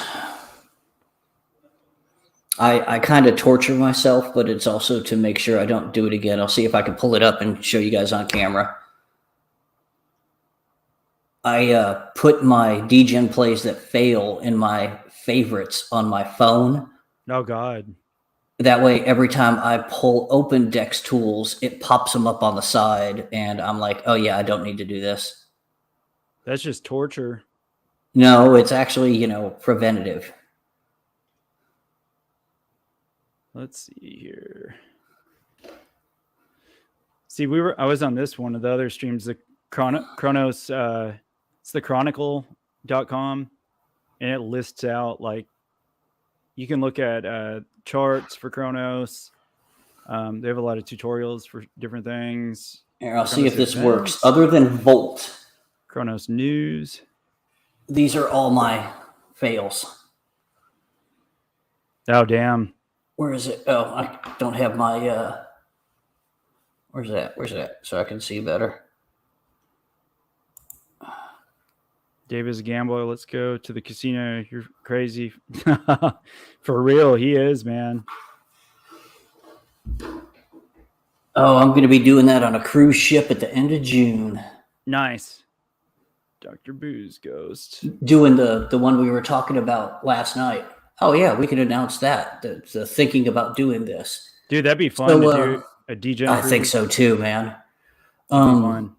I'm thinking about starting up and seeing how feasible it is to do a DGen / YouTube cruise going out of Galveston in Texas and just doing a short 4-day cruise. And I figure doing it out of Texas is the easiest. So if you have people on the West Coast and the East Coast, they don't have to go cross country. Mm-hmm. And just a short 4-day cruise to Cozumel and back. And just getting a big old group of degens together just to hang out, do all the drinking instead of doing it virtually. And, nothing this year, but I'm talking like next summer possibly. It'd be fun, man.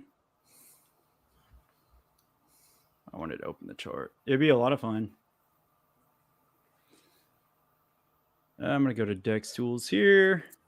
Croge Coin is like one of the bigger projects on Cronos Network. I just wanted to look at the chart. You know why everybody's here. Come on now, NATO. You need to show them your deck. Yep, the old Crodicks. That's coming. It's coming. You are fixing to see the Crodicks. Okay, Croge Coin. Crodicks NFT series. Well, Shaman, maybe by next summer you won't have to. Everybody's buying Crodicks NFTs, y'all. Yeah, whip out your crow dick. Still like the saying I came up with. Stake your crow dick and it will inject liquidity into your wallet. Yep. Now Croge is starting to climb back up too. I know Crotama went up like 130% in a few days, and actually Croge is starting to climb now. It's up 46% in the past few days. So there's some big potential for some of these when we go into a bull market, man. I mean, if they're climbing now, considering what the market's doing, like, yeah, you're right. I know. Yep.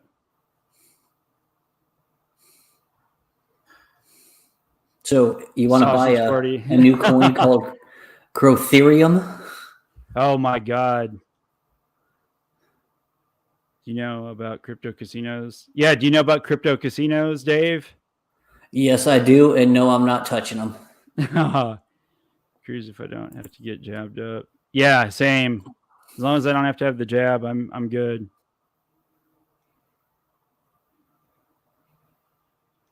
Yeah, Eric said keep it up, Dave. You're gonna hit one. You will, dude. You'll end up hitting a big one playing. I've hit a couple, and you know, after so many of the rug pulls and the honey pots, when it starts going up and I see it's sellable, I've jumped out of a couple of them that kept going like overnight, and I was like, oh, yeah, you know, and it's like, okay, I made my entry and a little bit more, I'm good. And then there was one I did that was running, but I was getting sleepy, and I was like, you know what? I'm going to take out my initial, take a little bit of profit, leave the rest in there. And I fell asleep, and the next morning I woke up, and it was kind of like the strange Enu. I should, if I would have woken up a half an hour earlier, I could have pulled out again before they pulled the rug on it. At least you didn't lose money, though. Yeah. That's why I like doing it on the B&B side, because it only cost me like 40 cents in and 40 cents out. Mm-hmm. Exactly. It's not like doing it on ETH like I was doing before, where I'm making a $20 play and it's costing me $75. Exactly. Cromark, Cyborg Swamp. Well, you know what? This Coke Zero is empty. I think I'm going to have to do a real libation this time. I think I'm going to do a Switch Coke over Zero. To Brewski? Yeah, well, I'm actually going to do a bourbon. Nice. Blockchain bingo balls. Back in a few, gentlemen and ladies, right, and whoever else is there. Let me mute myself. Cronos Docs. I'm just kind of scrolling through all this shit on the Chronicle, all the Cronos plays. I think Croge, guys, I think Croge and Crotama. Croge is way safer than Crotama for sure, but both Croge and Crotama, they're up right now, so I'm not buying them right this second because they're in the green, but they could both do good. Croge definitely. Crotama has potential, but it is Crotama. Nano Croge. Candy Cookie. Apes of Cronos.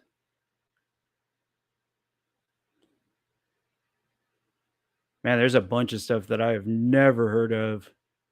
Cronos Goats. Oh, Argo. That's that one we were looking at before. Argo is a liquid staking protocol, allowing you to stake Crow to earn Crow staking yields and get a liquid stake token to yield farm across Cronos. Okay, let's look at this one.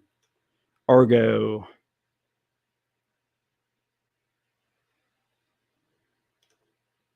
Oh, yeah, for sure, man. Bobby Basehead, how's it going, man? What's going on, brother? You doing all right? Bobby. My body. Yeah, yes, sir. Okay, Argo. I was looking at this one before because you can stake it. It was either on VVS Finance or MM Finance. You stake it and receive Argo, and the APR was like close to 300%. So I wonder if this yield optimizer. I'm gonna go to the website, boys and girls. One-click liquid staking. The easiest way to stake Crow on Cronos. Coming soon. Yeah, I think Argo is like a really new project. Maximize your Crow. Avoid the 28-day unstaking period and use your Crow anytime you like.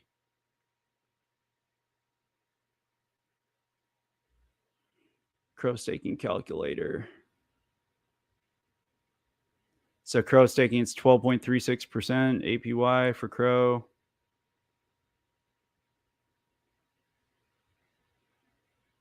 Should be Crow with our DeFi partners across Cronos to supercharge your yields. Yeah, it was on VVS Finance. So you can use your Crow. I wonder what else there is on here. Stake with Argo. Bcrow is easily accessible and tradable across your various DeFi partners. One Bcrow.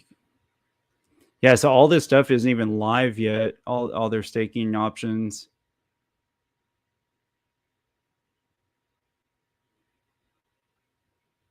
Medium. Let's look at their Twitter. Yeah, Bobby Bay said, like the damn stream, everybody. Hit the subscribe button. Turn on notifications, please. So is NFT Queen still here? No, I think she's in. She's asking the heater questions on Waddy's channel for that AMA. Nice. Well, I know she said her husband wanted to get on and stream with us tonight. So. Oh, really? Cool. Yeah. At some point. Yeah, she's still on there. She's still on there, coming with the big questions. Oh yeah, she's sending a bunch of questions over there. That's funny. That's what she's good, man. She is, you know, everybody loves her because she comes to all the AMAs and just comes in. Oh, she throws down the hammer. Yep. If the devs have anything suspicious, man, she will call it out immediately. Grant recipients. Oh, well, that's cool. That's where I heard about this first. So I did a video last night I put out. So Cronos does a grant program. They're on their third round right now, where projects can apply to receive basically a grant from Cronos to be able to start up their projects. And this is one of the recipients. Argo Finance is one of the grant recipients. So they applied for the grant, I think, earlier this year, and were approved. So they were able to start up because of the grant that Cronos provided for them, which is really cool. That's a hell of an incentive to get projects to come on the Cronos network to offer grants. That's amazing. Thank you, everybody who subscribed during this stream, because now I am only 870 away from 1,000. Yep. Oh, we got Bleaves in the house. What's up, Bleaves? It's a crow party around here. We're fixing to look at the old Crodicks, Bleaves. You got to check out Crodicks, man. Then it's a real crow party. I can shoot him an invite, can't I? I may have to send it to him, I think. Okay.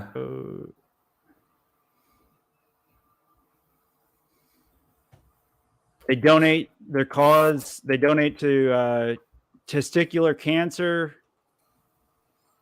and everybody's been buying them. I've been talking about them for like a week, and they need to come on to my channel. I talked to them a little bit on DMs, and I'm really trying to get them to come on to my channel for an AMA. Cheers, everyone. Cheers, buddy. I'm still drinking coffee. So I'm drinking bourbon and beer. Here is the much anticipated, majorly talked about Crodicks. She reminds me of Queen and Alice in Wonderland. Off with their heads. Oh, come on, Believes. That's just what's up, Lazy? How's nuts. it going, bro? Yeah, that's just nuts. Literally, that's just nuts. Oh, yeah, no, you can't come up with the new sayings. I've already come up with the best one. You stake your crow dick and it will inject liquidity into your wallet. Yep. My crow dick that I purchased has the Spider-Man mask on and has a dojo with a black belt on it. Very cool. I think about at least 50 of these have been staked since I first ran across these. So people have been buying them. I think Teddy even bought a couple. No, not the same glass. You tried to get them on, and they gave you the bourbon shaft. Here. Yeah, they did. They gave me the shaft. Beer man. here. Bourbon and beer in the same glass. Yeah, he's separate. Yeah. Believes, you're welcome to jump on if you want. I can send you an invite. I think you have a stream coming up in a bit, don't you, Believes? Or did you have one already? He already did his bedtime with Believes. Oh, did he? It was just before yours, or during the beginning of yours. To say it is just nuts would be giving the whole project the shaft. Yeah, exactly. Yep. It is just nuts. It's quite the nutty project, I would have to say. But they actually, in all honesty, it really is. I mean, they're donating for testicular cancer, so it's actually a pretty good cause. But we randomly found this shit, and it's just been the running theme here since I found it, man. Like, everybody's talking Crodicks, guys. Highly recommended. I think they cost like 100. They're still minting. They're 150 crow. Not financial advice. They may not ever make anybody any money, so who knows? Throw the invite into the that's influencer actually, chat. Let's see who jumps on. That's literally what I'm doing right now. I'm going to throw this in the influencer group. Ooh, I haven't drank straight bourbon in a long time. Ooh, that's a burn. All right, I dropped a link in the influencer group on Twitter. If anybody wants to come hang, y'all are more than welcome to. Not obligated, but if you want to, you can. By all means. Hey, Lazy, the guy's name is Richard Shaft. Yeah, the CEO of the company is Richard Shaft. Not really, but that shit would be really funny. Okay, back to Argo. I was just kind of digging in that one. So that one just launched recently. I'm going to jump on their Twitter. We're just kind of freestyling it here, just kind of looking at different projects. No, not really anything in particular. Just looking at Cronos stuff, guys. I got to bring StreamYard back up. Okay, there we go.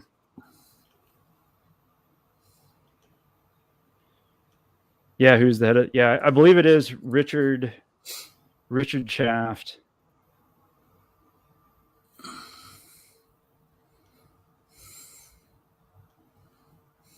Believes Crypto. I appreciate you coming in, Believes. Thank you for showing the support, man. I'm just hustling, bro. Just trying to make it in this YouTube world, bro. The joke competition.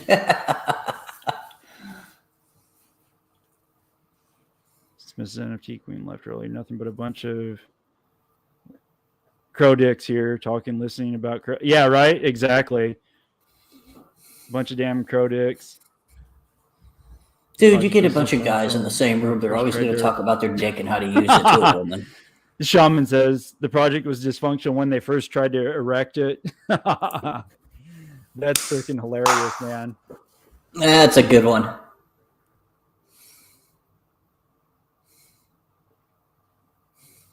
Oh, we got a special guest, y'all.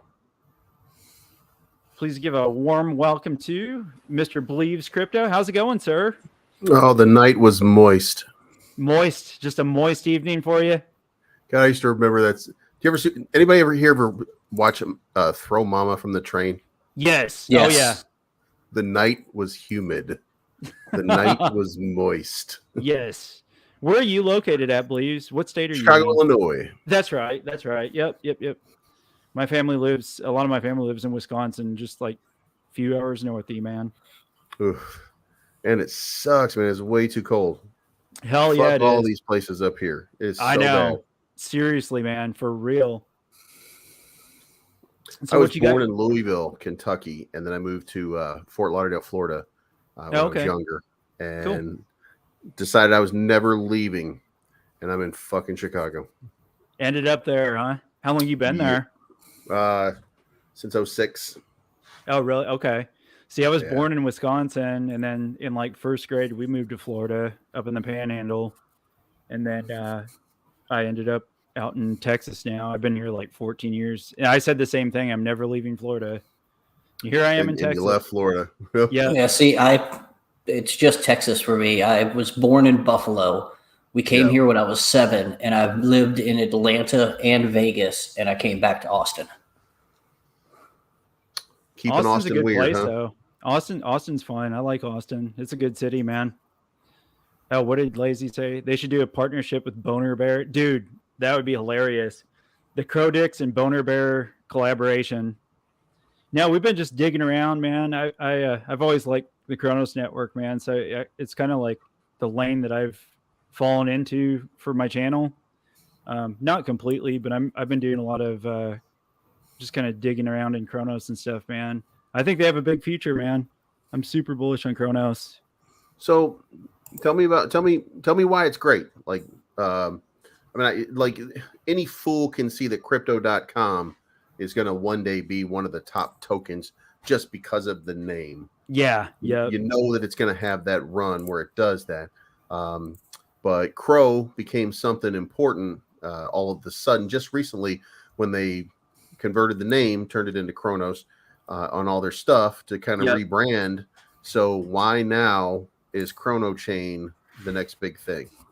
I've thought it for a while, since before that, even just, I mean, you could say the same thing about BACC, but I mean, they have super quick transactions. They have super cheap fees. I like a lot of they have a lot of farming and staking options on multiple platforms with like really good APR. I mean, you can stake a lot of it. So, I mean, if you're bullish on it, there's multiple projects that, they earn anywhere from 50 to 300% APR for doing like staking pools and stuff, which is crazy. Yeah. So just looking they got a bunch of cross-chain bridges.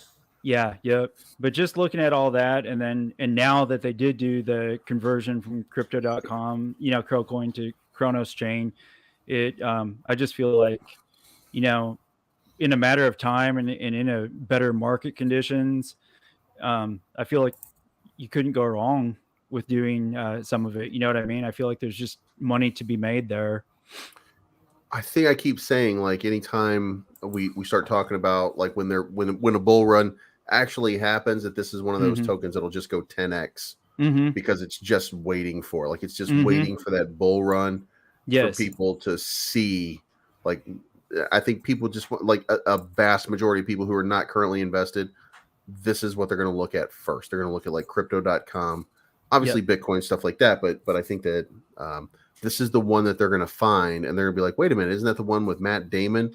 Isn't that the one with all these different actors that are doing this? Like, at some point, it just makes perfect sense.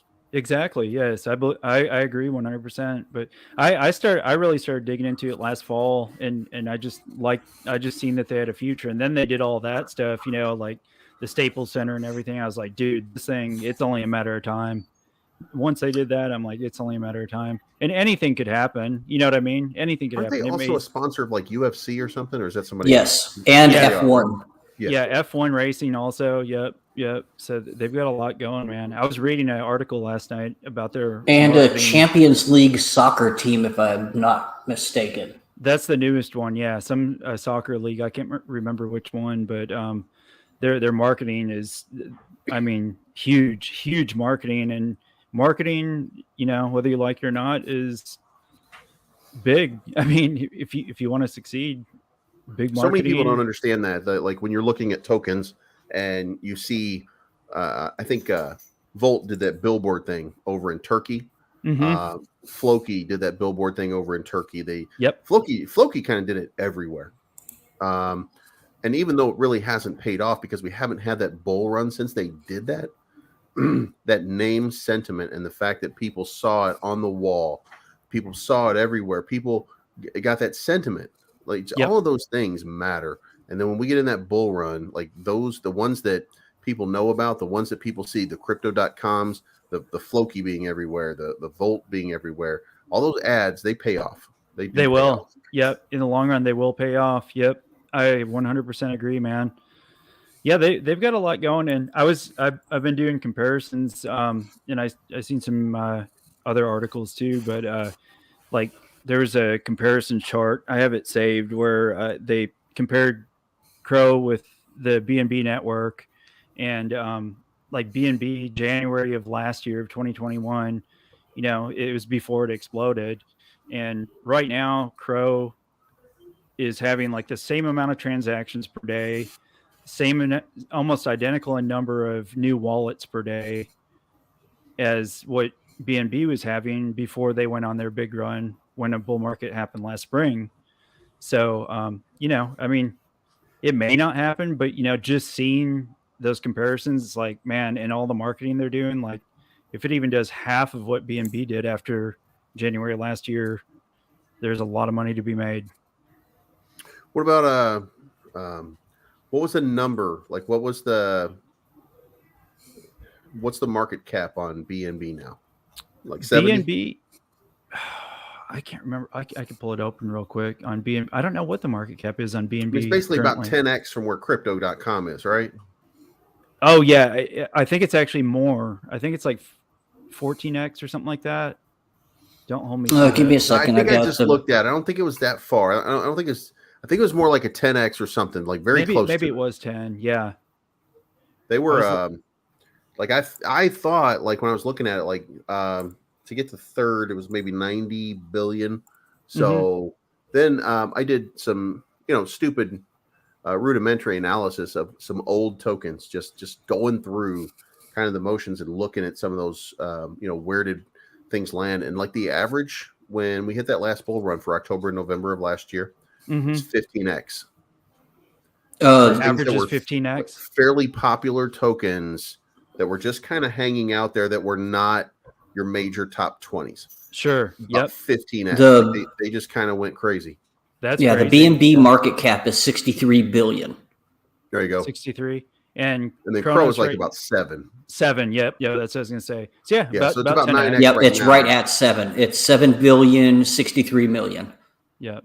So yeah, that's 9x from where it is right now. Yep. And I think it's going to do at least 90 when it gets into that run. So what's that? 14, about 13x from where it is right now. That's where I came with that 14, because that's what I was looking at. So, you know, yep, exactly.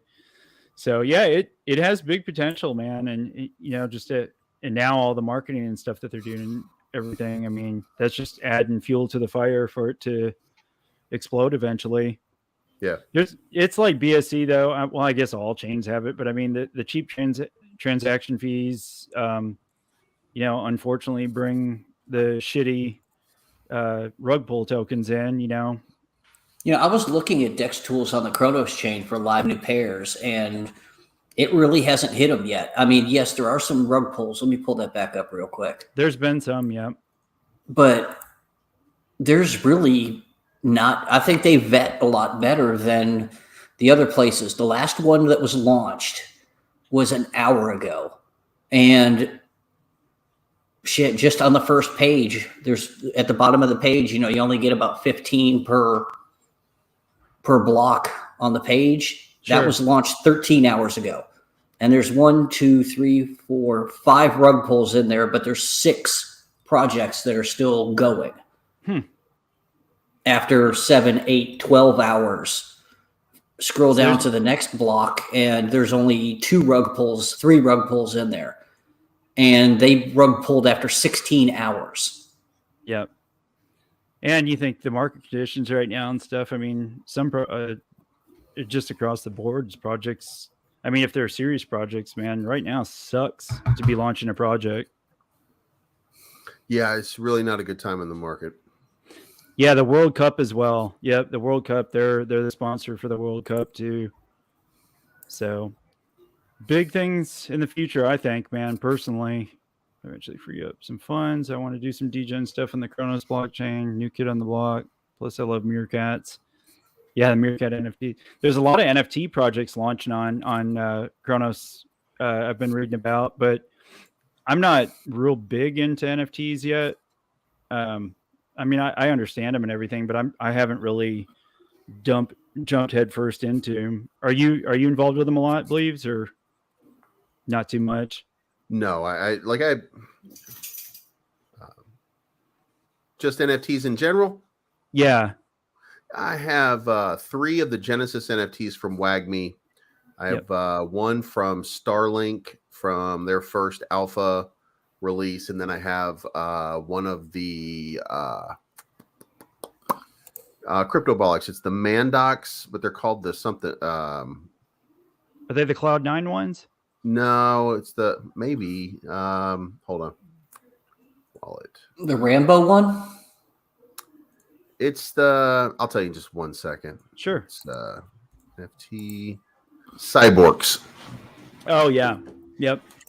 Okay. Cool.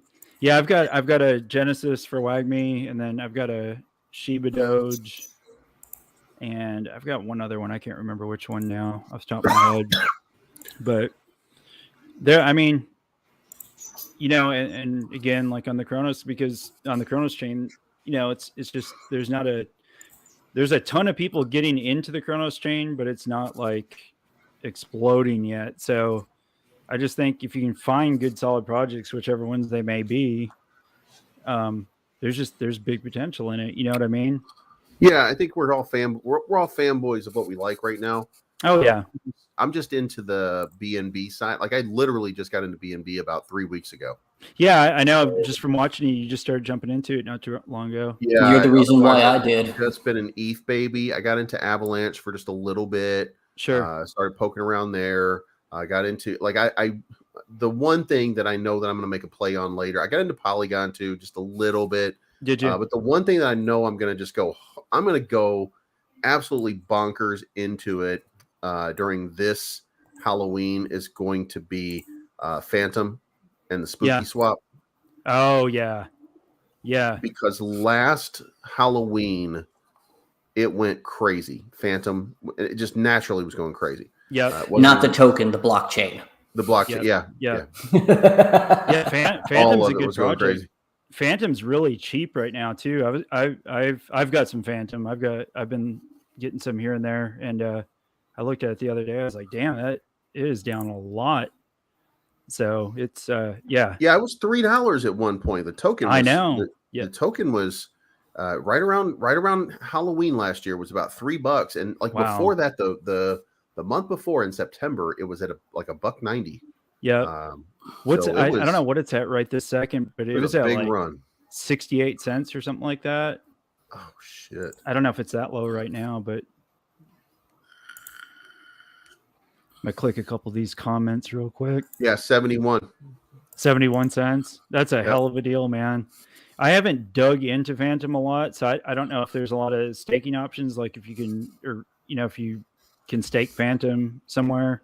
I'm sure there is, but I didn't used to like staking that much just because I didn't like having my stuff tied up. But if it's stuff I believe in, like that I'm holding long term, I'll stake it for sure now. Well, that's what I like about Cronos chain is a lot of them, there's no penalties for early withdrawal. Yeah, I've noticed that too. Yep. Now, some of them, yes, there is. It's $3.14 during Halloween. Wow. And once Halloween rolls around, that it'll, with the right market conditions, it'll rip again, man. They'll start doing promotions and stuff, and it'll happen again. But we were right in the middle of the bull run in October last year. Yep. If we're still in a bear market in October, you could take a bath. Yeah. Fiverr said, isn't it strange that not too many people talk about Crow, but we'll talk about Phantom token, and there's a cult that are hardcore into Saitama and the CMS. Fiverr comes out with his Fiverr in your chats, believes. I don't know. There's a lot of people that show up. like I usually have like engagement of like 20 or 30 people in chat at any time, but I usually have Yeah, 100 or so watchers. So there's a lot of people that don't say anything, that just want to hear what I have to say, just so they can be mad at me later, or so that they can just say that they heard me later. That's hilarious. Yeah, because believes is always right. Yep, absolutely. Well, like barely making it. Like he goes really hard. Like at some point, I think he's going to burn one of my hoodies in a video. Are like, you serious? Yeah. I gave him an old hoodie a long time ago, and I thought he was going to burn it and pour blood or something on it, like just some weird stuff, and it never happened. So I'm still waiting for it. That's crazy. MK, I won't do any NFTs unless they have utility. WagMe did a great job with their product. Yeah, I agree too. I mean, I've bought a couple degen NFTs just because it was funny. Like Crodicks is probably not going to do anything. Who knows? But yeah, I agree with utility. And we were talking about WagMe earlier, man. I'm super bullish on WagMe, dude. I study blockchain gaming a lot. I'm not a big time gamer, but I've been looking at blockchain gaming since last year and just digging into different projects and stuff. And dude, this is just the tip of the iceberg for blockchain gaming. And WagMe's not just WagMe Defense. Like they're going to be a gaming platform, and other gaming platforms. Look at Gala Games as a gaming platform with multiple games. So as long as they're delivering, they're also going to be running a lot of there's a lot of underlying things that are going to happen in that game. General Stamima, who he's kind of the leader of all this. He said you're not going to recognize the game if you watch any of the streams and you've played in it. Then you see like it's fun, it's cool, it's got a nice visual design, but that's going to be enhanced and fully fleshed out a lot more than it is right now. Absolutely. And he said that you won't recognize the game in a year. Like you'll have 8 different boards. It'll look a little bit it's just going to be different when you're checking it out. I think some of the animations are a little rudimentary because you're doing it on a shoestring budget when you're getting into the thing at the beginning. So now that they're starting to develop it, the other day it had no animations and I couldn't see who was doing damage to me. And I'm like talking to him and I'm like, dude, what the fuck is going on? I can't see where the damage is coming from. And then they patched it and you could see the damage coming. Yeah. So, but one of the things was, I think it's Geikosh or something. One of the aliens, she does like range damage, but you can't look at it. You can't see her doing the damage and she runs up on you. So they're going to work on like, she's going to have more range to her and she's not going to jump you because like that's the only advantage. Like the only thing that an alien can do right now when you're fighting versus the insurgents is kind of drop something behind and slow down, but you don't generate elixir. Come on, dog. having his coffin attack. But my dog has a collapsed trachea. Yeah, but he's old, and we're not going to get surgery on him. So. He's a sweet boy.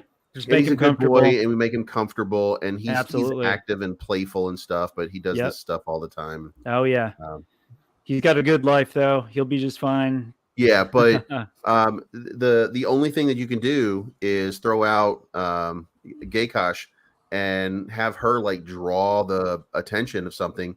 And like, I mean, basically that's the only defense. That's the only thing you can do right now. Yeah. Because the aliens, from what I've seen and heard and everything, they've just been, you just get smashed being an alien now. Have you played?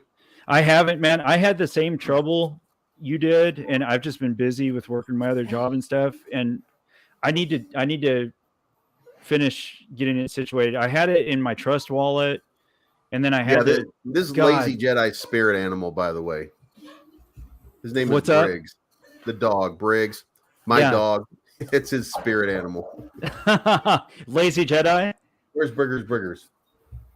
Good Barely boy. making it. Volt Nelby. I'm not against Volt Nelby. They did a good launch. Sorry to I kind of cut off what we were talking about. I was just barely making it. Yeah, I if Volt Nelby delivers what they're doing, they could do good things. They could. It's always a risk, just do your own research if you're investing in it, but they had a good launch. I know they have staking going live on brew labs in the next day or so. So the only thing I'm worried about, or the only thing I care about in that regard, is the game. Like, when do we see some of that game that they've been talking about? Yeah. Yep. Agreed. Yeah, a lot of people, they just want instant gratification, want an awesome game, but that's the thing. Like, if you know anything about gaming, that's why there's beta testing. You have to have beta testing to make the game better and patch things and make the gameplay better and, you know, just make it 100% better. So, I mean, yeah, I believe that a year from now, it'll be completely different than it is right now. Yeah, they're gonna. I think most of the characters are just. I mean, you go out when you're doing this and you're hiring people and you're trying to create a game. And I do some stuff with another one called Doshi. Okay. They're working on a game right now, and the Doshi people, like, they've outsourced everything, and they're like, we're kind of stuck with the art department that they have. That's what we're getting, and the art department's good, but it's not top tier. So you kind of get what's available to you right there. Sure. And then you have to take some of those assets at some point, and you have to put somebody else on it to make them better. And yeah, that was one of the struggles. Like, where do you get the money to do that? Like, you have to have the transactions. That's tough. Yeah, exactly. It's called Doshi. Yeah, Doshi. Yeah. Huh. I'll have to check into that one once. I know I've heard a whole bunch of screenshots from it looks kind of like Mario Kart. They say it doesn't play that way like Mario Kart, but they're like go-karts. Yeah. And the Doshi is a Doge and a Shiba combined. Okay. And I think the concept, the design was that in Los Angeles is a Doge, in New York is a Shiba, and then Doshi is trying to get to each one of them, and that's like the game is going to be trying to get from like Miami up to New York and then to Los Angeles. It's just Gotcha. a kind of a roundabout sort of racing game for you to get to where you need to get in order to unite Doge and Shiba, to unite the powers and make a Doshi or something like that. Like it's cool. A pretty fun game. It was a pretty fun concept. Yeah. Just implementing. Yeah, that's cool. I'm gonna check into that one. Dig into it a little bit. That's cool. I know I've heard you talk a lot about it, and you mentioned the NFT. Star L. How do you feel about Star L in the future? Starlink is one of those that, like, I was in the alpha, the first alpha, and in that first alpha, all you could do is like walk around and jump around. And the animation was all messed up, but it was beautiful. Like, it was one of those games where you got inside and you were like, wow, when this thing launches, it's going to be amazing. I've seen some of the gameplay footage. A lot of it's going to be air-based combat. Yeah, the air-based combat, if you've ever played like Star Wars Galaxies or don't get me started on Galaxies. Yep. Oh no. Do we have a pre-CU fan here or an NGE fan? I played from start till finish. I loved pre-CU. Everybody loves pre-CU. But do you remember the aerial combat when Jump to Light Speed came out? Yes. Okay, so the people that designed Jumpgate Evolution and all the games that this is they were the precursor to Starlink as a game here. They're all big fans of that layout. So if you ever play Jump to Light Speed, then you're going to feel right at home playing this game. I got the what do you call it, helmet? Oh my God, it's been so long. It was a loot, the rare one. The Black Sun helmet. Oh yeah, from the dungeon on Endor. No, that's to make the Mandalorian. The Mandalorian, right? But no, this was the space loot. Early in the game, I got one of the first holocrons, and I found a place where holocrons could be farmed. So I got like 5 holocrons in one day, like when it first came out, and I sold the holocrons for like 12 million credits. So by the end of the day, I had like 50 million credits, and I was set for life in that game. So I never wanted for anything. Like I could always buy the best weapons and blah blah blah blah blah, because I got lucky.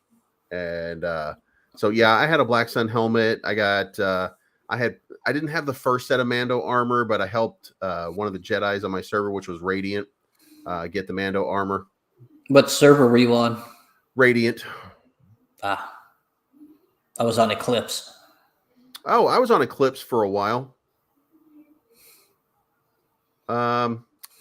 There was this is going to sound so bad, but there was a lesbian guild out by Jabba's palace on the Eclipse server, and I was a citizen of their city. And it's basically all female. Do you remember what I'm talking about? Yes, I do. Okay, yeah, I was a citizen of their city, and I just kind of went there and played every once in a while. But like I ran a lot of PvP guilds, and I was a combat medic, so nice. Like I was black barring the shit out of people. You play any of the emulators? Yeah, I played Starsider for a while. It wasn't a very good one, and I'm on what's the one I'm on right now? I don't really play it because I don't really have the time. But every my old guild, 20 years later, they're still asking me like, come play. Really? That's crazy. It's called Finalizer. There's it's the I'm sorry, I was on Intrepid, not it just didn't sound right when I said that. I was on Intrepid. Intrepid, okay, yeah. But they had the first community forum. Sony did here in Austin, and I went, and I still have a T-shirt, Star Wars Galaxy T-shirt, the online whatever. But yeah. I remember it was funny because I unlocked Jedi, and when I did, I took my 2 weeks vacation around the time when the old man was going to show up, and I was grinding Jedi for 2 weeks solid. I had the mini fridge next to me. I had a carton of cigarettes on the other side, and I didn't leave unless it was to piss. It's incredible. It's impossible to explain to people today what that game was like and how deep that game was. Well, considering it's almost 20 years later and people are still playing emulators. That's wild. Yeah. So you're saying this game, if you like those games, then you'll love Starlink. The space combat. The space combat, that game was basically ground combat or space combat, which came later. But the space combat in this game is very reminiscent and derivative of that game. Yeah. Yep. Yeah, it looks super cool. It really does. I wonder how far are they from having like full release of the game? So in the alpha that we were in, we were able to show a little bit of footage of it. All you could do is jump. Sure. So it was very rudimentary. So it's going to be a long time. I see where it says Shahida Mod. Oh yeah, right there. Okay, yeah, Shahida Mod is the developer. Okay. And he is the guy that's like kind of doing this whole thing. Gotcha. He's got like he's the one that goes like way back where he was working on like precursors to all of this combat stuff. Like many years ago, and I think it's called Jump Gate Evolution. Okay, that was one of the games that he worked on that he was responsible for. So he's heading up that development team over there. Nice. Yeah. I figured I bought some of this. I've bought it a couple times now, and but yeah, this is for me. It's definitely a long-term hold because it's not going to be fully released for, I'm sure, quite a while. Right. That's what people don't realize. Some of these AAA gaming studio style games. I mean, there's some other ones I'm in, or at least keeping an eye on. That, I mean, they developed some of these games for years, like 3, 4, or 5 years to get them perfected. So, but once they do get released and they're play to earn on the blockchain, man, this is going to be a game changer when they start being released. Well, what they did is they got in with Shahid, and he already had a game called Jump Gate Evolution. Okay. So they're taking basically Jump Gate Evolution, turning it into Starlink. Yep. So they're a step ahead on a lot of the stuff that they were doing, which is making it easier for them. Oh, so I'm sure. Yep. That's how they're kind of speeding up the process a little bit. Still a lot of work to do, because some of the things that you could do in Jump Gate Evolutions, you're not running around on the ground. It's just space combat. But now you have to implement like ground-based stuff, and that's what you're looking at right now. That you can buy. You can buy yourself your own satellite that you can live in. Yep. So that you can have. Dave, you remember the Soro sub? Yes. Okay, so you can decorate your place just like the Sora subs that you could decorate in Star Wars. Nice. That's awesome. That's cool. Let's see, what did barely. Oh, you're that was the original. I mean, you could mod everything. Yeah. What you wore, what your house looked like, the decorating in your house, your starship, what it looked like. You could paint anything.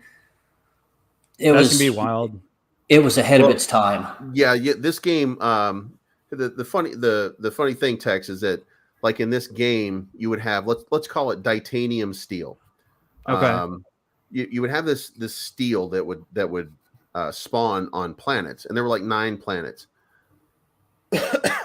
And sometimes it was worth mining, and sometimes it wasn't worth mining, right? But you had to go check your resources almost every day just to go see. And there were resources that you needed, like titanium steel. Like you could use any kind of steel for certain weak projects. Okay. But for strong projects where you needed something specific, you would need like a titanium steel or some other kind of steel, and you had to go find it out in the world, and then you had to mine it, and you had to like create miners and then mining stations and stuff like that, and then you had to go get a whole bunch of it because everybody wanted it or something like that, and like there's just crazy stuff. And not only was there random spawns of certain types of elements that you needed to craft things, and it would reset like twice a week. Yeah. But you could find a vein of it, and it could be complete crap. You had to go find a vein on a certain planet that had a decent like durability or something like that to be able to make good just pieces of a weapon. So like this game, you'll be able to like get deeply involved in it. There'll be people that live playing this game once it's released. Yeah, because you can mine in this game. You can mine as well. It's not as deep and robust as this other game, but there's a lot of spirit in it. That's awesome. Yeah, World of Warcraft was the kids' cheap knockoff of Star Wars Galaxies. Yeah. Gotcha. And that's why they did the combat upgrade. Was everybody said, "Oh, it's too hard for my kid to play." Well, it wasn't made for your kid; it was made for you. Which I absolutely loved, by the way. Combat upgrade was one of my favorite ways to play that game. Yeah, I'm pretty interested in this one for sure. I'm gonna keep an eye on. I'll probably buy more of it because obviously it's down lower. It went up quite a bit in November, but it's back down now. Obviously, there's some other games too out there that are in development that look pretty awesome, man. Star Atlas is another one that looks like it could be pretty good. By the way, Dave, I was never a Jedi. I had a Jedi account, but I never played it. I always played other accounts. So when the combat upgrade came, there was a spec that you could use, Commando Smuggler. Mm-hmm. And there were a couple different skills that you had as a smuggler that would maze people for 25 and 45 seconds. So I was running around using commando weapons to stun people for like 25 and 45 seconds nonstop. So I would stun entire armies of rebels while my team would like kill them one by one. I knew you were a bootlicker. Oh man. Dude, we used to fuck people up. And like that game at that point, one of the things that had happened was we started these things called Tower Wars. And like we would drop towers in the middle of nowhere outside of cities, and we would use them as spawning points to go take down people's bases. Yep. And like we were just dropping, we would drop turrets around people's entire cities, so that anytime they left, if they were overt or if they were attackable, then they would get destroyed by these towers. Oh man, I'll tell you though, just I unlocked Jedi and then I ground all the way through it, And the only bounty hunter that I ever beat was literally minutes before the combat upgrade. No. They caught me farming, and I was with some of my guild mates, and all of a sudden I'm in the middle of the nest, doing my AoE attacks, and all of a sudden the nest was gone, everything was dead, and I'm still taking damage. And I'm like, what the hell is going on? And sure enough, there was a rifleman bounty hunter way off in the distance.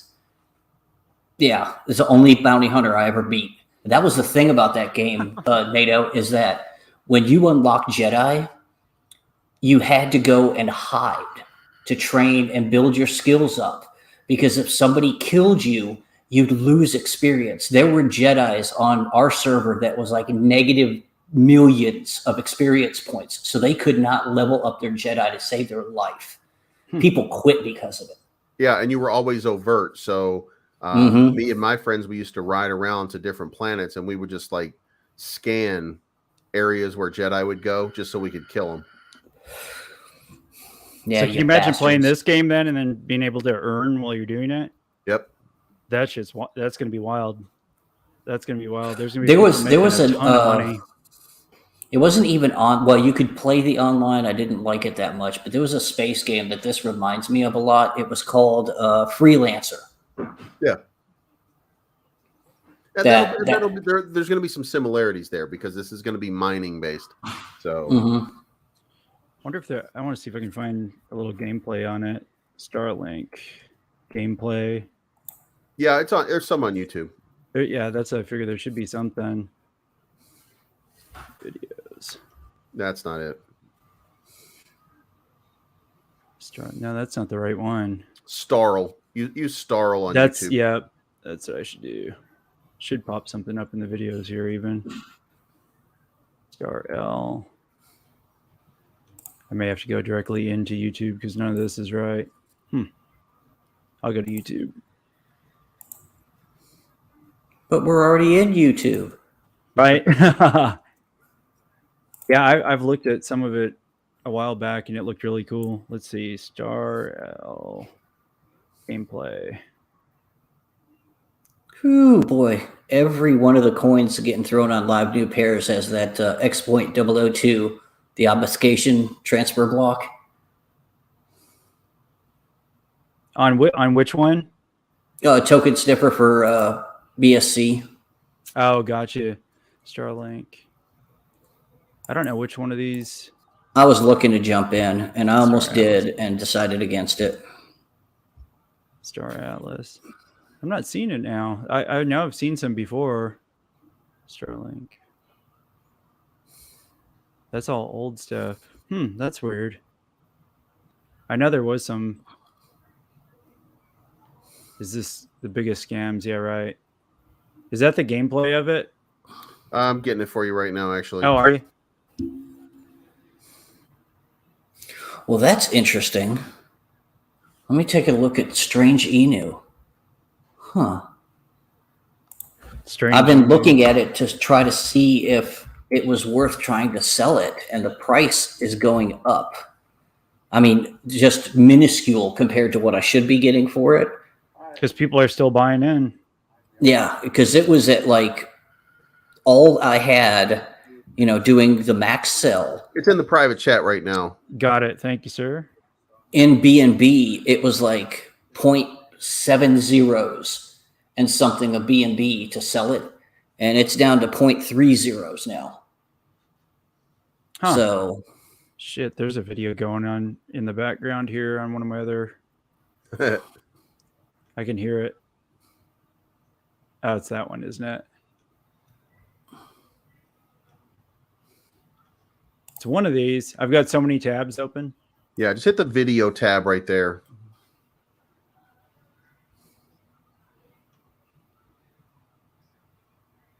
Oh, it was on there. Okay. God, I hate Dex Tools will not give you the percentages on the rulers right now. Can I click on any one of these you think believes? The pilot tales are actually just stories that they write. Okay, to try gotcha. to keep you kind of intrigued. Yep. So just look for ones that say something about gameplay or that look like somebody dancing. The one on the left, which is 156 long, I think that was the arena reveal. So hit this that one here. Yeah. Oh, okay. Okay, cool. Yeah, this has been massively redesigned from what it originally was. Like they continue to make upgrades on it. The original characters look nothing like this when we were playing last time. Really?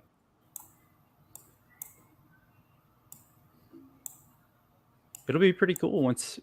Yeah, we were just getting to find out that the arena existed. Oh, gotcha. And then they revealed that it was there.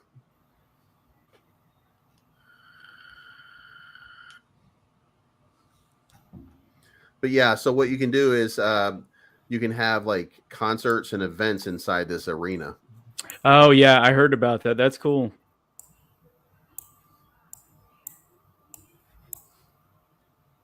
That's pretty wild.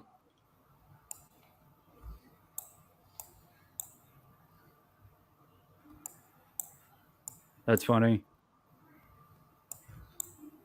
Yeah, once one of these gaming projects drops some stuff, man, that's got, you know, AAA quality. It's gonna be crazy. Yep. Yeah, you were talking about Star Atlas. I've been hearing about that game for like 2 years. Mm-hmm. That's been another one that's long-term development. That's pretty cool. I think it'll be awesome. Yeah, Star Atlas looks pretty crazy. But yeah, I think WAGMI overall, I really think it's gonna do well. Yeah, that's pretty cool. Who asked a question earlier? I think it was Barely Making It. I wanted to answer. Let's see here. Oh, Barely Making. Yeah, on Volt Nobi. Yeah, I took profits on it. I left a little bit in just to see what happens on it, man. Just let it ride. I know it came back down, but we'll see what happens. Did you talk to Volt Nobi at all, Believes? So I talked to I somebody from Volt Nobi reached out to me and I said I would get back to them. Mm-hmm. Then I got a little feedback, negative from Volt. Oh, they did didn't you? like somebody else using the name Volt. And Shib Nobi. So I figured it was better left to just kind of let it ride and leave it alone. Yep. I hear you. I've got a partnership with Volt, and you don't want to. I talked to Voltoshi. He doesn't give a shit. But he's like, you know what? The people are gonna not like it. So yeah. And then a little conflict of interest made it known right away. They just did not like anybody using the Volt name. Yeah. I get it. And I don't know how that project will turn out long term. I've talked to the devs quite a few times, and I mean they seem like they've got a plan, you know. But like anything else, you never know. You just got to do your own research and hope for the best on them. You got to see that game come out. You got to see some progress. You got to see, continue to build and stuff like that, and just be ready. Like that, these guys need to be ready for that dip and how they're going to treat the investors during the dips. And the tokenomics don't look right. I do know that. One thing that you can say about Strange Inu, other than it was definitely a rug pull, was they designed their tokenomics around pumping the price constantly. Yeah. And they made it pretty easy, especially when you have a lot of volume, to continue that price pump. Yep. Because you can do buyback and burn all the time and continue to just add to that floor and continue to pump the price. They were able to do that successfully because their marketing was and low market cap, but like they were able to just do that. Yeah, and exactly. It's different with Volt Nobi because they have too much going into marketing and development and not enough going into the liquidity and all that. Sure.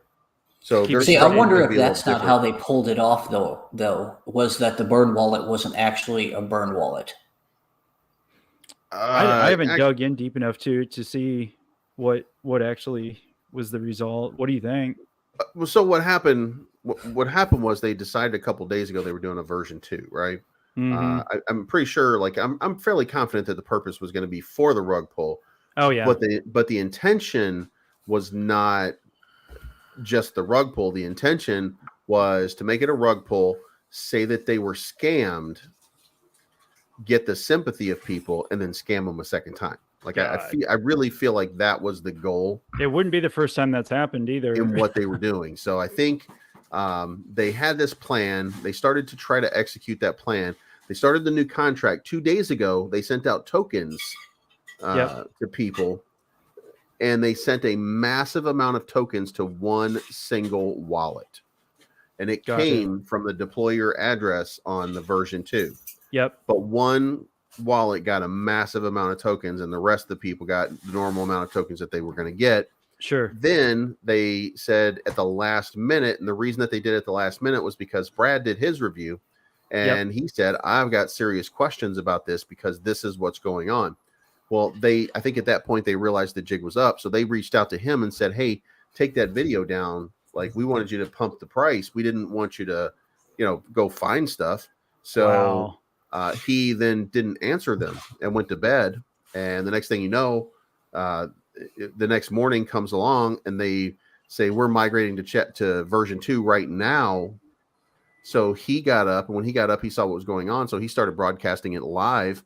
Now, in the meantime, mind you, like nobody really knows what's going on. We all know it's strange, Inu. It's not going to last forever. No. Yeah, exactly. Even though Adam is saying it's going to last forever. And you know what? Maybe, just maybe, these are some good guys and they're going to do it, right? Yep. Well, I took my eye off the liquidity lock, obviously, but the liquidity lock came up, and they didn't reclose it. They said they were going to go to this version 2, and then they started moving everything over. They just drained the liquidity right away, put it into version 2, and then when they put it into the version 2, it got quiet for a few minutes, and all of a sudden they make a post on Twitter that says, "We're so sorry," and it says somebody sniped us. Yep. And took everything. And when you see the transaction, I think it was like something 808 BNB. Man. So that's 300 and something thousand. So they took off with $320,000, and they said that it was somebody who sniped them. But what was happening was exactly what Brad was pointing out, was that the deployer wallet for version 2 was giving one wallet a huge amount of tokens so that it could do that. Yeah. And they didn't know that somebody was onto it. So then the Telegram got shut down, because then they realized the jig was up, because they were putting out like, don't blame the influencers. Mm-hmm. And then the first thing that I did, right. So then the first thing I did was come out with a video saying, no, actually blame me, because it's my fucking fault, because I wasn't paying enough attention to what was going on here. Mm-hmm. And I seen your video. My fault for telling you to even invest in this. And obviously this is a scam that they were trying to run. But the scam was not just what they were doing. It was that they were going to try to do it again. Yeah. That's wild, man. There's some shitty people out there. So the next thing you know, their Telegram disappears. Then their Twitter disappears. But their website is still up. And I just looked at their website about 9:00 tonight, and it was gone too. Yeah. I looked. The Facebook is gone too. Yeah. Everything's gone now. Yep. I bought in early. They would not have done that. They would have fought back if it were not a scam. So absolutely. They'd have been all over social media. Right. Exactly. It was obviously a scam. They knew they were found out, and they knew they couldn't execute whatever part 2 of that plan was to do it one more time. Yep. I wonder how long it'll be before one of the blockchain detectives will figure out who the people are. Well, one of the my idea, even though they were going to do a version 2, my idea was they didn't get a chance to, but I had a feeling that it was going to be that we're trying to just rebrand this whole thing, and we're going to do Miss Marvel 2, or we're going to do Thor. That's what I said earlier in the stream. That's exactly what I said. Right, that was the goal they were going to use, because Miss Marvel comes out before Thor, so gotcha. It could have been either one of them. And they could have used that time to run it up and do the same thing over again. Yeah. Yeah. So y'all be careful, because if something comes out, I mean, there's a high chance that it could be the same damn team doing the same thing, and will wreck everybody again. I didn't get wrecked too bad on it, because I bought in kind of early. So I took profits like 5 times total. It wasn't a big amount of money, but I did take profits on the way up. And, but I mean, end of the day, I still lost what I did have in there, which sucks. But I know a lot of people got completely wrecked. But unfortunately, Yeah, it's well, DeFi and it happens, you know. yeah, that's like in my video that I posted this evening. You know, I saw the run up and I wasn't going to chase those green candles, but I said, as soon as I see a good sized dip, I'm buying in. Right. And it dipped on May 1st. I bought in and I said, oh, I'm up a little. I'm up a little. And like I was telling Tornado earlier before you jumped on, is usually I go into work and like 7 o'clock in the morning, I look at all my plays that's there. And if I see anything, you know, I usually sell it. I was going to sell today. I was going to sell my strange at sell my strange. I'm a pimp. Just call me a pimp, baby. But I was going to sell my strange this morning and I didn't go into work. I had some other things to do. So I didn't look at the chart until like 9:15 and it had already happened. But I would have been up if I sold and went into work and sold this morning like my plan was. Yeah. So it is what it is. Yep, it sucks. But yeah, I can almost guarantee you that there will be. I didn't realize about which is the next movie coming out, believes the next movie is Thor: Love and Thunder, but yeah, Thor. There's Miss Marvel coming to Disney Plus. Yep. There'll be some dropping on BACC chain or whatever chain. I guarantee you. Shaman says. Well, there's also the newer. Believes that if you tried. What is it? Winter Soldier and Falcon coming soon. Well, that's not coming until afterwards, though. Like if you're live, yeah, but they may want to wait and let it cool down. You never know. We'll see. Yeah, we'll see. Yep, we'll see. Man, it's everybody is blatant tonight on the live new pairs. There's not even one that rates a 20. Everything is 0 to 15. It's crazy. That's crazy. Yeah, big time. Yep, it sucks. But, you know, what are you going to do at the end of the day? You know what I mean? Nobody makes somebody buy at the end of the day, but it doesn't mean a person don't feel bad about it, though. You know what I mean? I think that we all have to recognize at some point that the problem in this, you know, a lot of people in like in my chat earlier, people were crying SEC. That's why you need the SEC.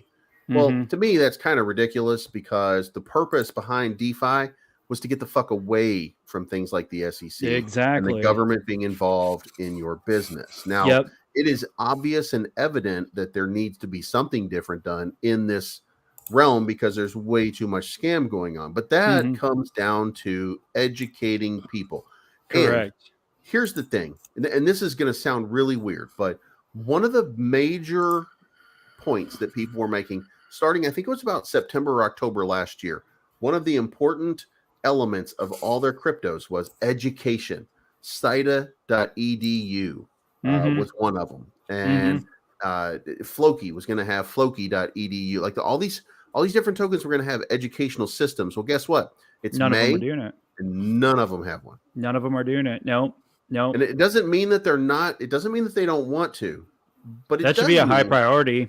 That it's not a high priority, right? And somehow or another, it's got to become more of a high priority. And it probably naturally belongs to us in the influence space to do a better job of. I mean, I know, like, if I tell you that Strange Inu is launched and the liquidity is locked and the tokenomics look good, then guess what? There's a chance you can make some money off of it. Yeah, you should probably be more like, listen. You should always be looking at the liquidity lock. You should know when this thing is going to unlock so that you don't get wrecked off of this, just in case they're going to move over to another contract or anything like that. Always be more like we should probably do more when we're talking about these kind of things. I'm guilty of that for sure because I don't pay attention to that a lot. The liquidity lock thing. I look at that sign says liquidity lock, and I'm like, all right, guys, liquidity is locked on this one. And then this one just obviously showed. Because I remember they said 30 days. And I didn't think anything about 30 days. Like, I'm talking to this guy every day. Zombie Strange. Like, I'm talking to him every day. He's sending me messages, like, what kind of content he's looking for. And they gave me $3,500 for 16 videos. Now, normally, I charge $1,500 for one shill video.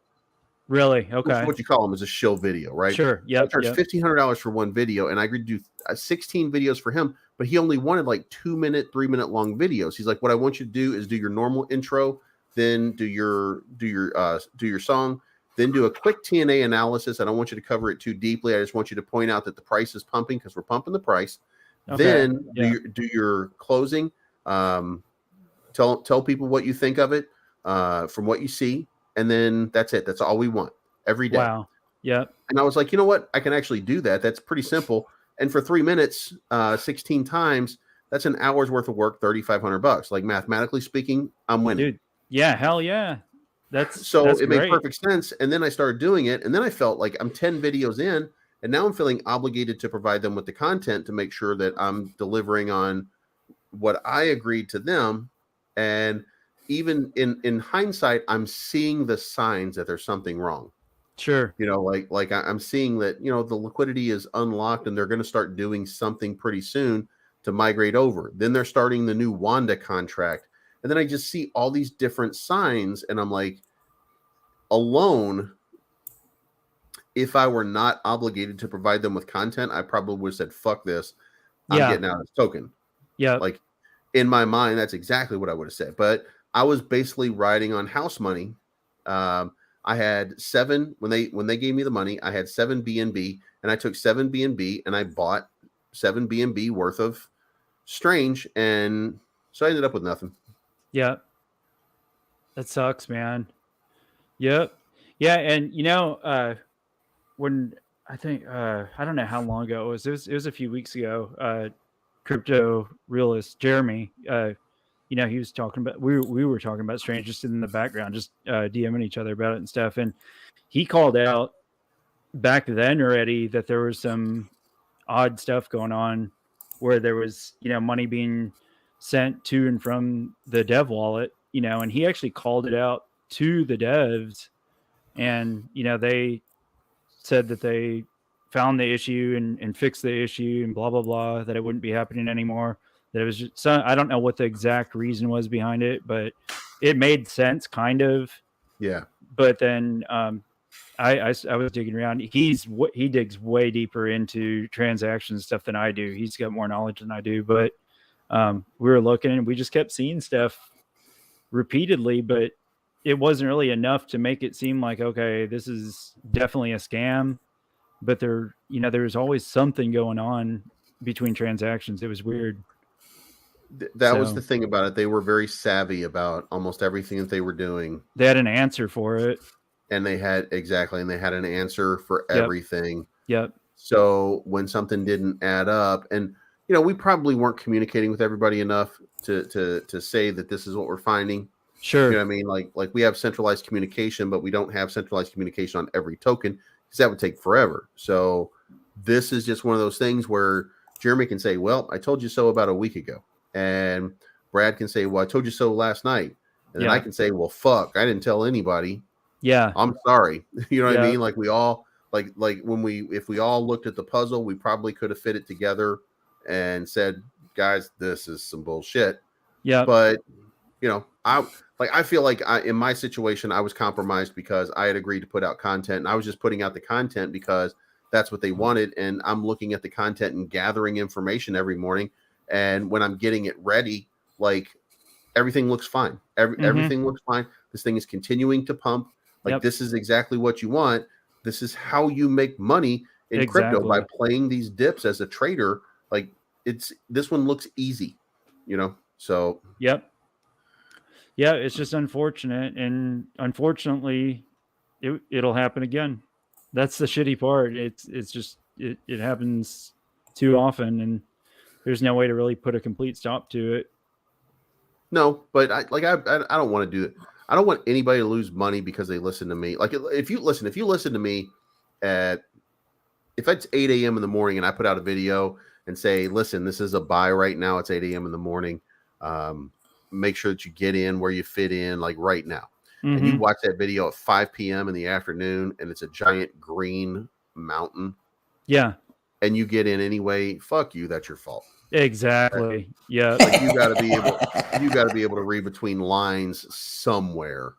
Yep. So Dimes wants to know what everybody's largest hodl is.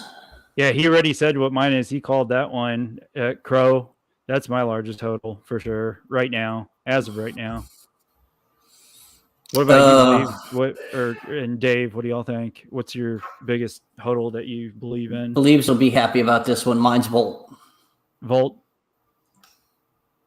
I got in a long time ago, and I actually put some more in on the BSC chain. So I'm holding it on both sides. Teddy bought more Suzuki. I have 5 figures in Volt, 5 figures in Terra. Hold on. God damn it. 5 figures in Volt, 5 figures in Terra, 5 figures in Goat, 5 figures in Tether, which is not moving, by the way. I wouldn't recommend investing in this goddamn thing. 5 figures in Wagme, and then I have like 1,000 or 2,000 in a couple of other tokens. Just stuff that I got riding. But I do have in Phantom, I've got 30,000 in Phantom. Wow. But I've got it all staked. Sure. Yep. Because it didn't launch. It didn't go great when it launched.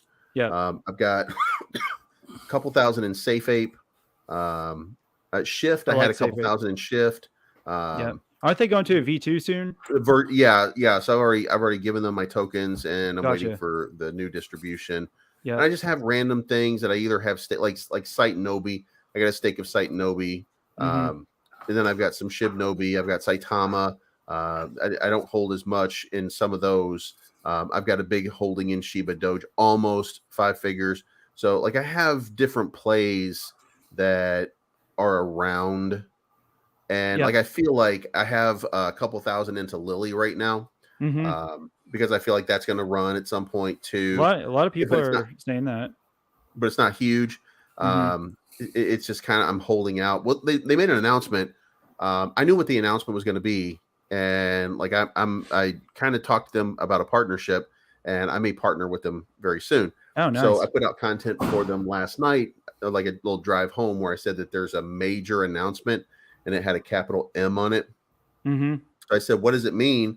Is it Major Payne are they making a Major Payne 2 movie where Barney and Brad are going to star in it as military guys? Is it going to be Major League Baseball? Is it like, I already knew who it was. I already knew I already knew everything that was going on, but I told, I didn't want to give away anything. So I was like, what if I'll just do some misdirection stuff?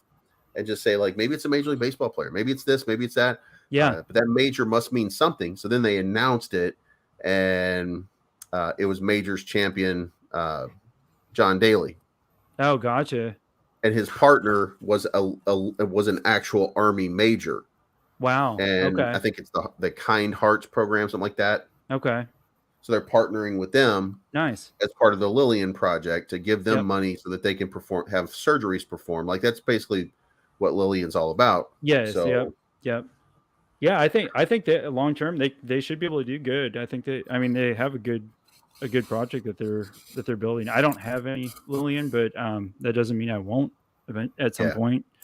Dime says, "Why no one sitting everywhere, just waiting for something to happen? I'm just waiting for that bull run." Same here. Yeah, I hold Terra, Phantom. Do Believes get rugged? I think Believes got rugged, man. Oh, yeah, he did. Oh, he's back. You got rugged for a second, huh? I sure as shit I have my cursor. It just happened to be on top of the X on the top of my screen, and I got like a burst of wind just hit me, and I got a shiver because it's cold in Chicago, and I'm like, oh shit. And then I felt myself shiver, and I'm like, hey, where'd the window go? That's hilarious. Yeah, Dime says, why no one likes Soul? Soul is a good that's a good long-term bet, I think. Yeah. Personally. Yeah. Soul is definitely it's a very long term hold. In my opinion. That's the hard part is, Dimes. I think we all like Solana. We all want, we all think that there's a lot of tokens that are in the altcoins that are in the top 50 that are probably going to have some nice movement, but those are really long-term things that you hold on to waiting for that movement. Yeah. And, in the DeFi space, there's a lot, like Terra is going to move to $1 billion market cap probably in the next month or two. I think Terra is going to make big moves. I've got quite a bit of Terra. Yep. Yeah, I think Terra is going to go about 10x real Yeah. soon. You know, it's it's going to have a run. Yep.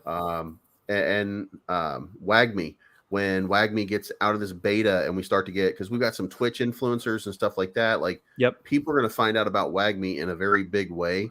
And because it's a metaverse game, you know, that's going to go up to like a 500 million market cap. I believe. Like, in a heartbeat. In a heartbeat. It's like sitting right now at a 10 million market cap. So just imagine this thing going 50x from where it is right now. Exactly. Yeah, I think it'll move faster than Volt. And right now I have some WAGMI. It's just not as big of a stack as Volt. And I think once everything drops, it will be my largest holding by volume.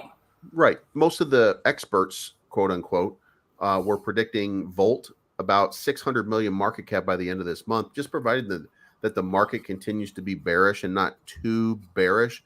Now, we had a lot of bear push down today and yesterday with the Fed making their announcement, but that's not going to sustain. That's not going to last forever. No, it's going to start moving back to the positive side. And when that happens, there is some stuff coming that I can't talk about, but you know, we're going to be at 600 million. We're going to be at a 600 million market cap on Volt pretty soon. Yeah. So just knowing those things, just understanding those things, like I feel really good about my position in a lot of stuff. And then Shiba Doge, they're going to be launching this Elon Musk figurine into space pretty soon in a partnership with a bunch of other big tokens. And that one's going to have just a big moment. BTFA, I think it will too.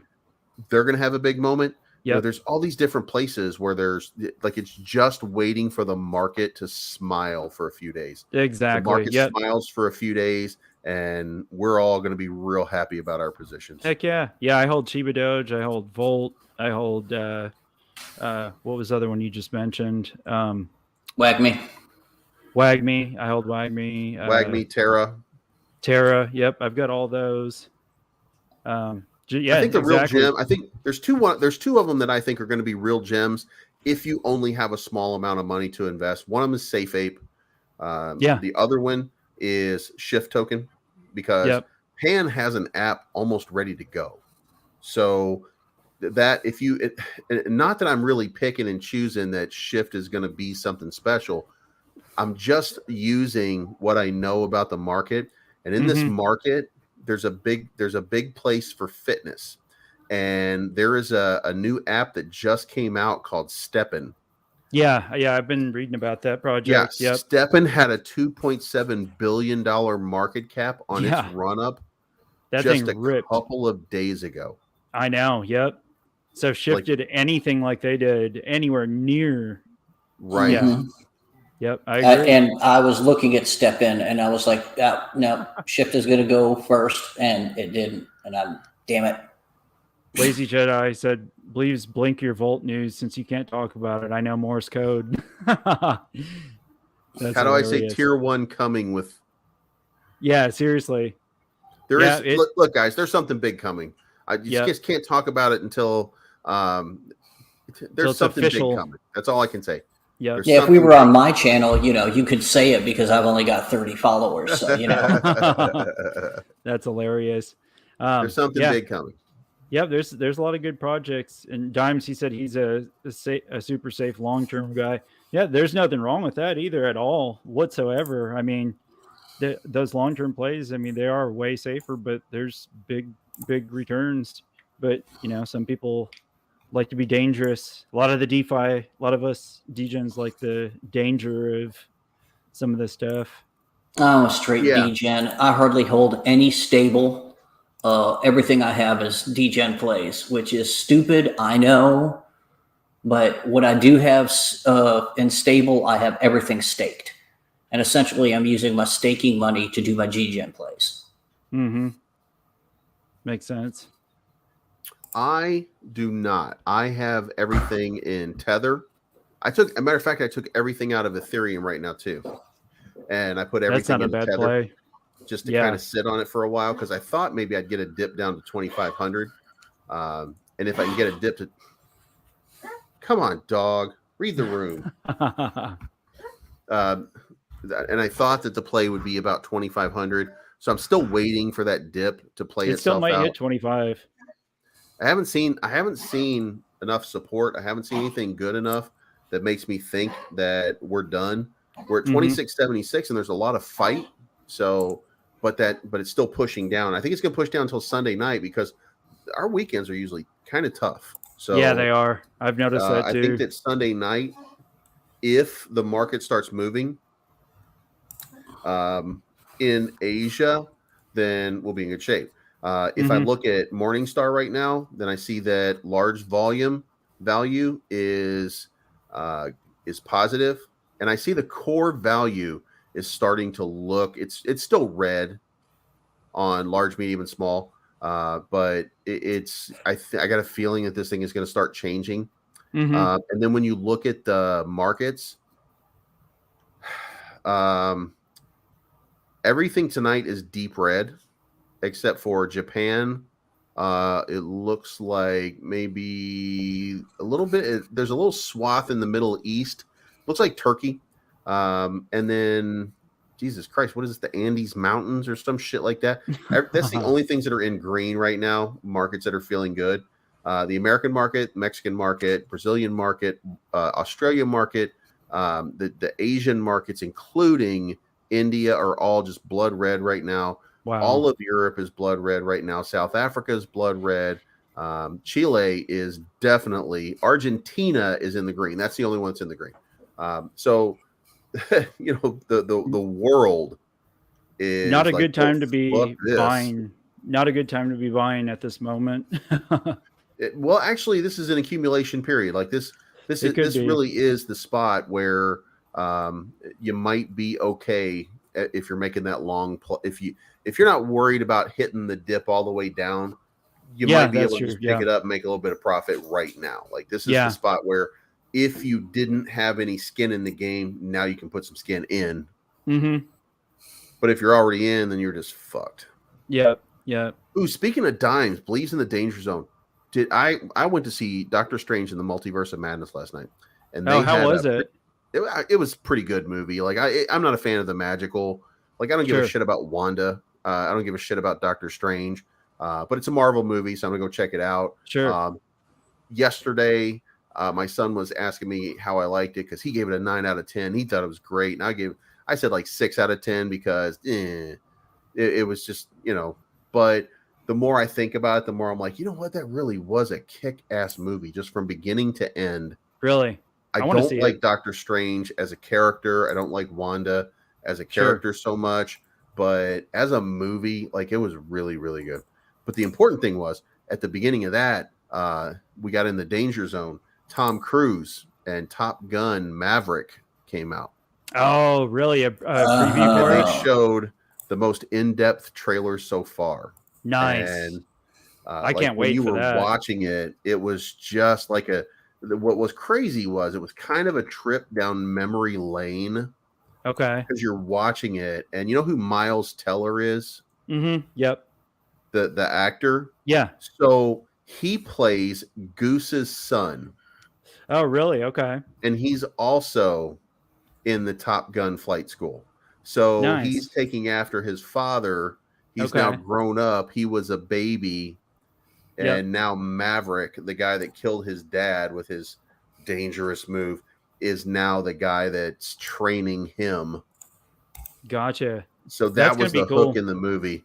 And I can't wait for that. I do not go see movies because they're Tom Cruise movies. Yeah. I go see movies because they're Mission Impossible movies. Sure. That happen to have Tom Cruise. But because Mission Impossible has been phenomenal for years.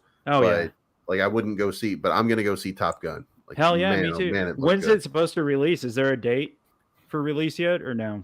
I think it was July. It's the summer release. I think it's 4th of July. Well, the 4th of July isn't on a weekend. It's on a Monday, but I think it's 4th of July weekend. No, it's May 26th. Actually, it's coming out in 3 weeks. Holy shit. Wow. Guys, May 26th, May 27th. Be on the lookout for Top Gun. Well, it was supposed to come out during COVID, so. Yeah, exactly. Yep. Yeah, there'll be Top Gun DGen plays coming out too. Probably. Oh they God, had, yeah, you're gonna have a Goose Inu and a Maverick, a Seda Maverick. They had Kelly Preston in it, and looking at Kelly Preston, you would think that she was like Grand Moff Tarkin in Rogue One. Like they had to digitally just put her in the fucking thing because she's so old and worn out. Like, but they got her dressed up, made her look very young. Like they did a great job of primping her to make her look way like her former self. Like just in the short video that you get to see of her. And then you get to see them like doing the playing with the boys. Isn't that where they were? Wasn't that the volleyball song? Yeah, one of them. Yeah, so that shows them out there playing volleyball. Like they're nice. just doing throwbacks. What did you do to your mic, NATO? It sounds everything. different. My mic sounds different. Yeah, it's actually better. Oh, really? Huh? I don't know. Yeah. Huh. Well, that's good. You put a little gain on it. Yep. Put some gain. Got some gains. Well, that's Dude, exciting. you have a marathon stream going, by the way. You're at 3 hours and 15 minutes. Yeah, it's been a long stream. I'm fixing it. I need to eat something. I'm fixing to end it here pretty quick. And I did like 8 hours last weekend on that Phantom thing. Did you really? Oh gosh. It's brutal, isn't it? Doing hours. I mean, I'm new to this, and I've done like 4 or 5 hour streams. It's like, holy smokes, it's tiring. Yeah. It's tiring. Yeah, I need to get another pillow for my computer chair here. Oh my God, my butt hurts. It's the continuing to talk part and continuing to come up with content. Exactly. And engage with people who are typing questions out to you, and then you're looking at your charts and trying to figure out like, how can I give this guy the best informed decision? Yeah, or the best informed. Like it's impossible sometimes. It is. Yeah, this was asked earlier. This is a new token, Dream Horse token, was asked earlier about it. Thoughts on it? It's new. I mean, it was launched today. This is on 5-minute chart. I don't know anything about it. You know what I mean? 223,000 liquidity, 412,000 market cap. I mean, it's not a bad looking chart, but I don't know anything about it. I need to dig into it. I will. It'll be on my notes. I'm going to dig into it, and I'll DM you on.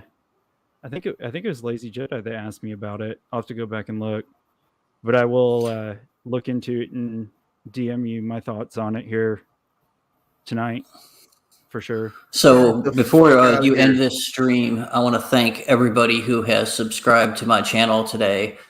Last week Saturday, actually. So it's been less than a week. I had 10 subscribers. I now have 32. Nice. Moving on up, man. How long have you been doing it, Believes? When did you start your channel? May of 21. So about a year. Yeah, about a year. I don't remember exactly. I like to be fair, I don't even remember exactly when my first video was. But it was somewhere back there. Gotcha. And it was just Keanu. Like there was just one particular token that I was covering. Really? And yeah, now, you know, I mean, I am so fortunate to just have anybody. Look, I feel it's amazing to have anybody support me in anything. You know what I mean? Mm-hmm. But as of today, I have 16,527 subscribers. That's wild. That's awesome, man.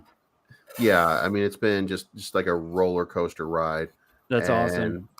It's just been incredible, and I that's why if I've got 16,000 people who just want something to do with my opinion at some point, depending on the product, depending on the token or something like that, sure, and I feel like I owe them the best answer I can give them.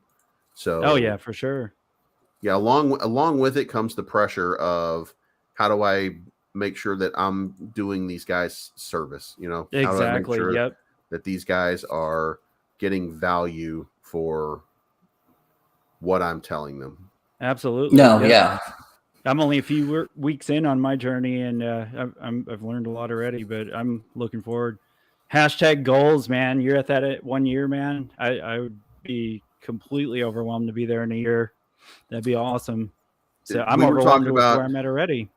Yeah, me and Rodney were talking on the phone the other day about think about where we are and think about where we'll be in a year, because he said, like, people like listening to you, and people like listening to me, and people like listening to Austin, and I mean, there's a group of us that are just behind all the guys who made it through Saitama. There's a lot of people out there that got 50,000-60,000 viewers off of Saitama. Oh yeah. There's guys out there that have hundreds of thousands of subscribers that get as much engagement or less engagement than we get. Exactly. I've seen that a lot. In our videos. He's like, just imagine when we get to the level that some of these other guys, like, what's it going to look like then? Exactly. Yeah. Yep. It's exciting. Dude, if I get 100 subscribers and the content that I put out helps 1 or 2 people, I'll be happy. Because I don't know if I talked to you about this, Bleebs, but my channel is catering more towards the beginner. I'm going through what the acronyms are and things like that. And that's stuff that's needed.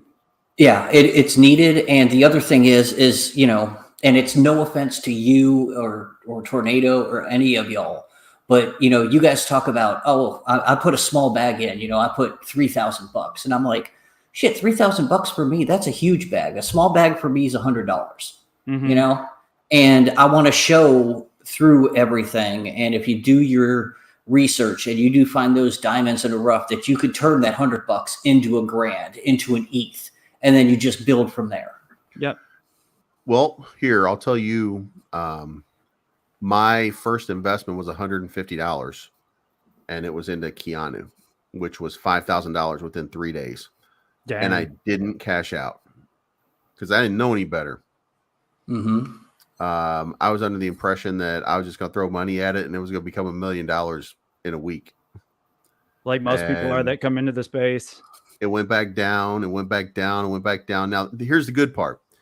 For the money that I put in, when it went down to its bottom, I was still up 10x on it. Damn.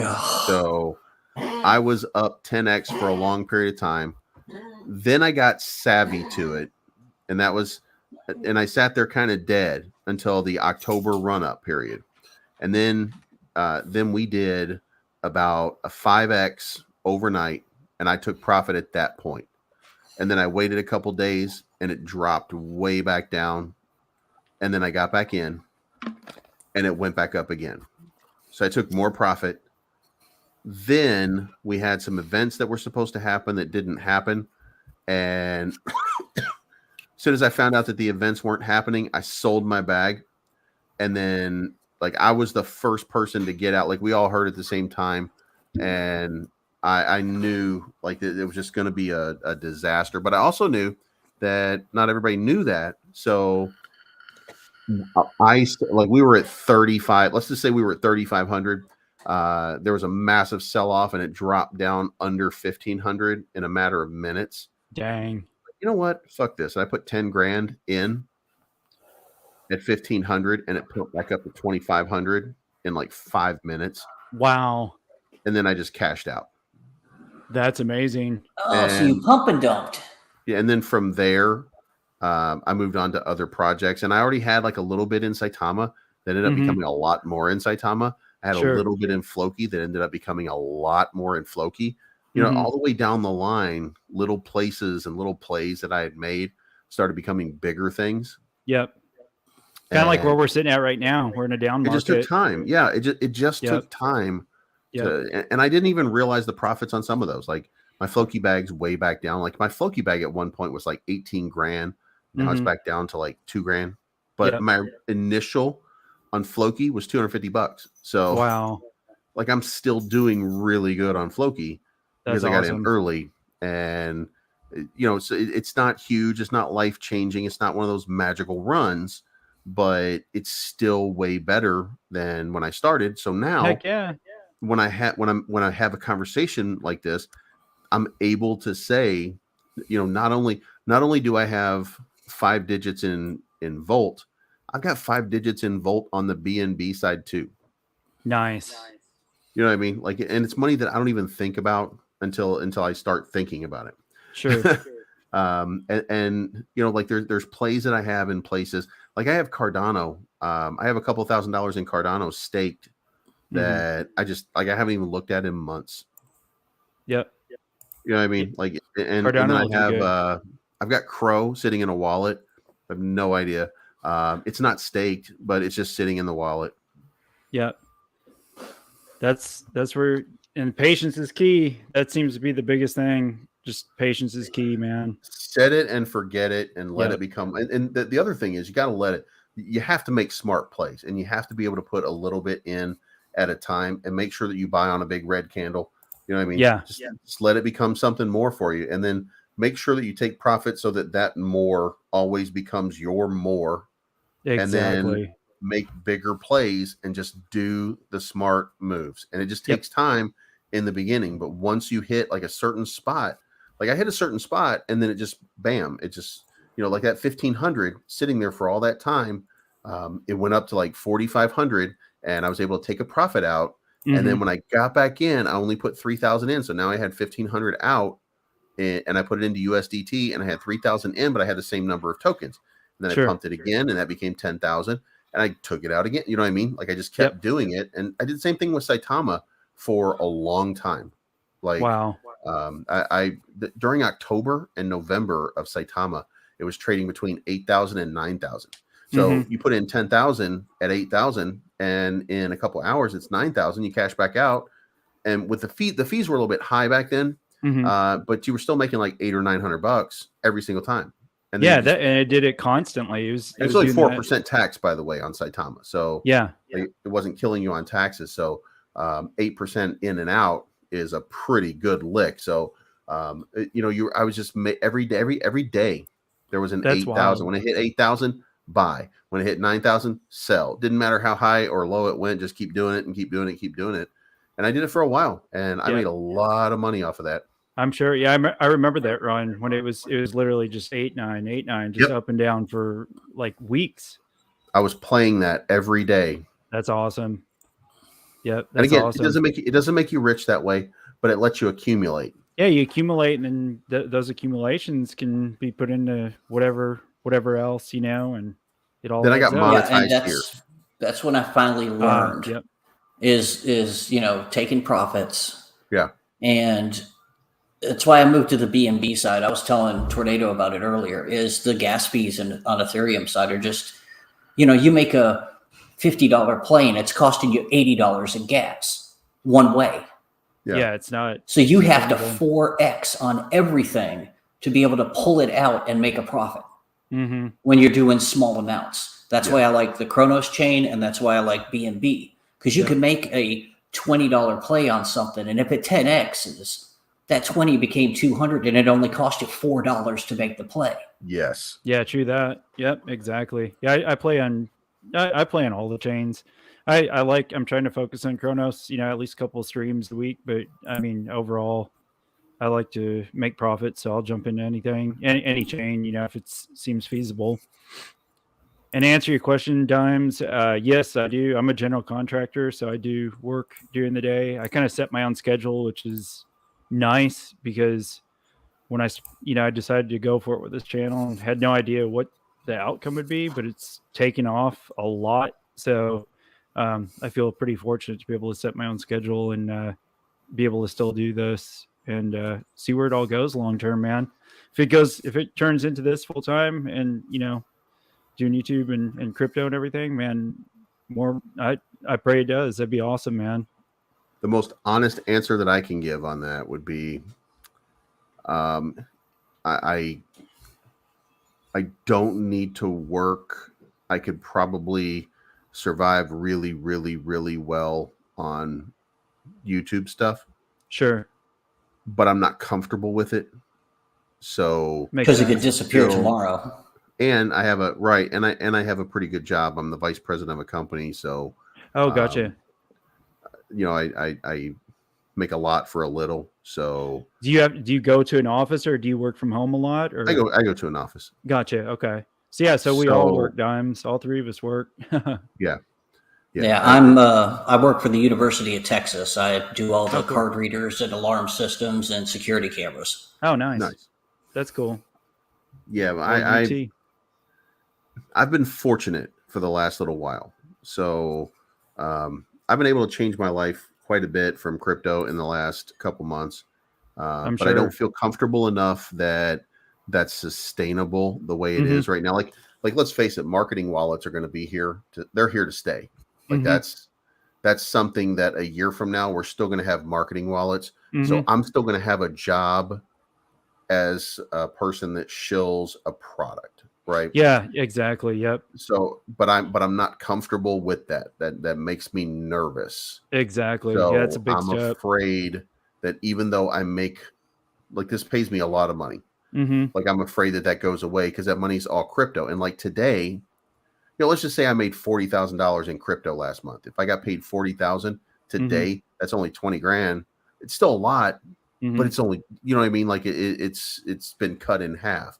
Exactly. If it was 10,000, it was only 5,000. You know what I mean? I can't even live off of that. So yeah, it's just one of those things where I'm not comfortable in the market. I need a bull run is basically before I can stop working. I need a bull run. Then you could make a decision, feel okay. Then I could make a better and more informed decision. Like if I'm able to stake $500,000, you'd be set. Some crypto, then I'll feel better. Absolutely. How long did it take you to get monetized? When did you hit that 1,000 mark? October. Oh, did you? Okay. Yeah, it took a few months. Yeah, that's what I figured. And I haven't been focused on that. I didn't start this channel I was not either. I had no idea. Matter of fact, I didn't know anybody in this space. I literally in, I think, February went on Brad's show, The Sandstorm, and at that I remember point, that I knew nobody. I seen a couple of your shows before the whole Brad thing happened when you came on the show. that funny story. I'd seen you a couple times before that, but I was just kind of dabbling around, watching a little bit of everybody, and then Brad had you on, so that's when I seen you, and I started following you then. And I just started watching last probably August or September. Started watching Rodney and a few other people, and it's kind of just blossomed from there. But the cool part is with like these channels, man, like, dude, there's been so much support from everybody, man. Whether it's the subscribers or, the YouTubers, all of y'all on the platform. It's like, man, it's an awesome community. It's a family. You know what I mean? Yep. Yeah. It's really cool. Definitely.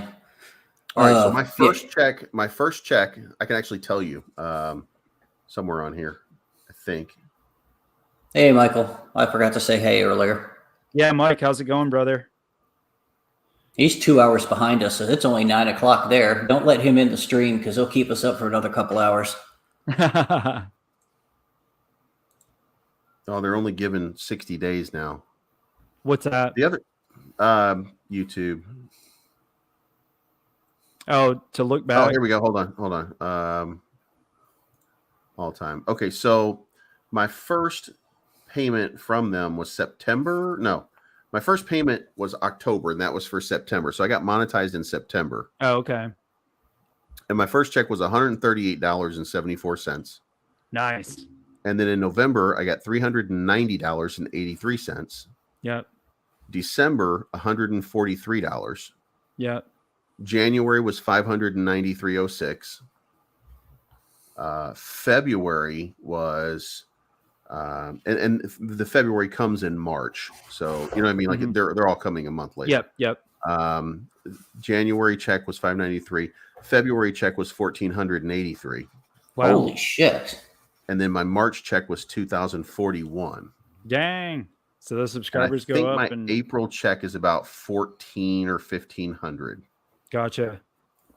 That's awesome. Yeah, and that comes on May 21st. I feel like it was just a little bit more than the other 1,400, but not by much. Yeah. So you get that, and then you do like other people do promos and stuff for projects. Right. Oh, I'll have to check my email, Dimes. And I'm pretty open. Cool. Like I try to be pretty open about it. There's only a couple people that ask me not to reveal.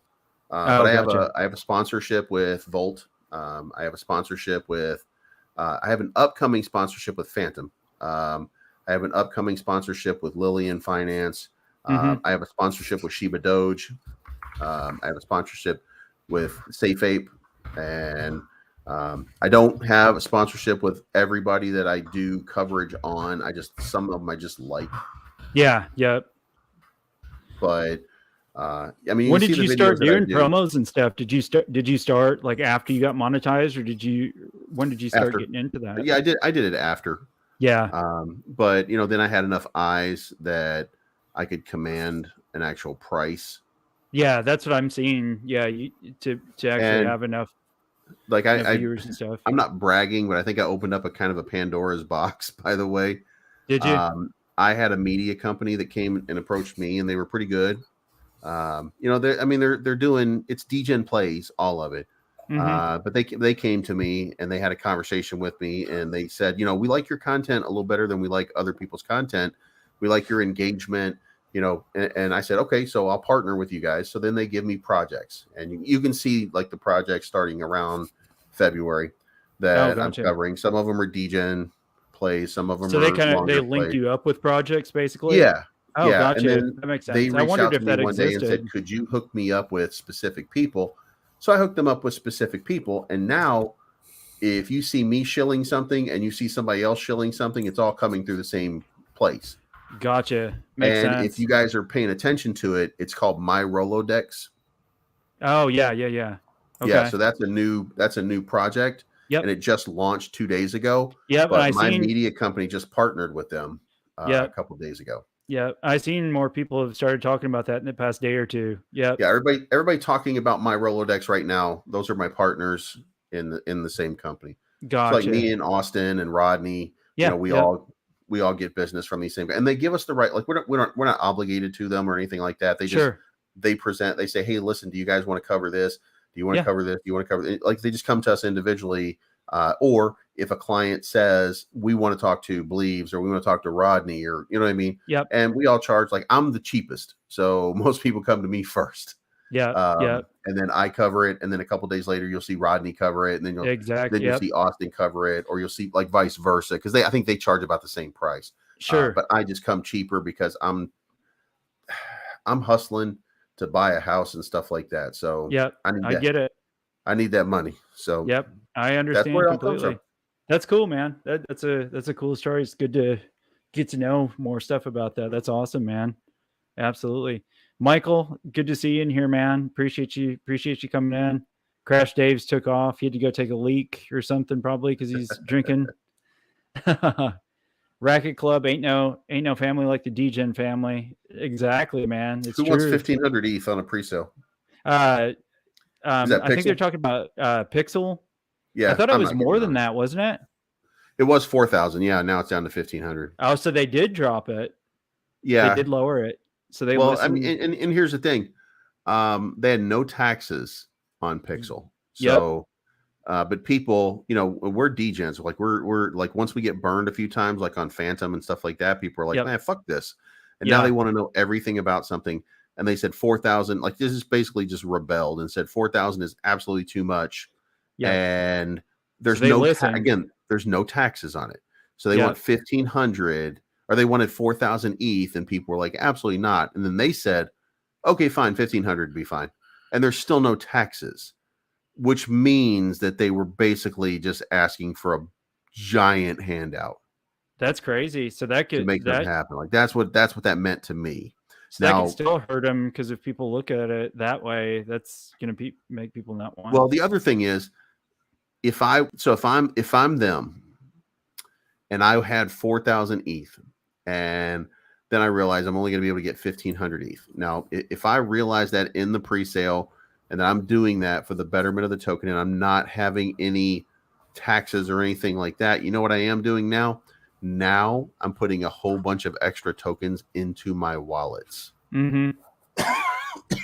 So instead of gifting each member of the team a trillion tokens, now everybody's getting 1.5 trillion tokens, so that we can take that 0.5 trillion, that 500 million out, or 500 billion out, and sell them in the open market slowly to make up that 4,000 ETH that we needed.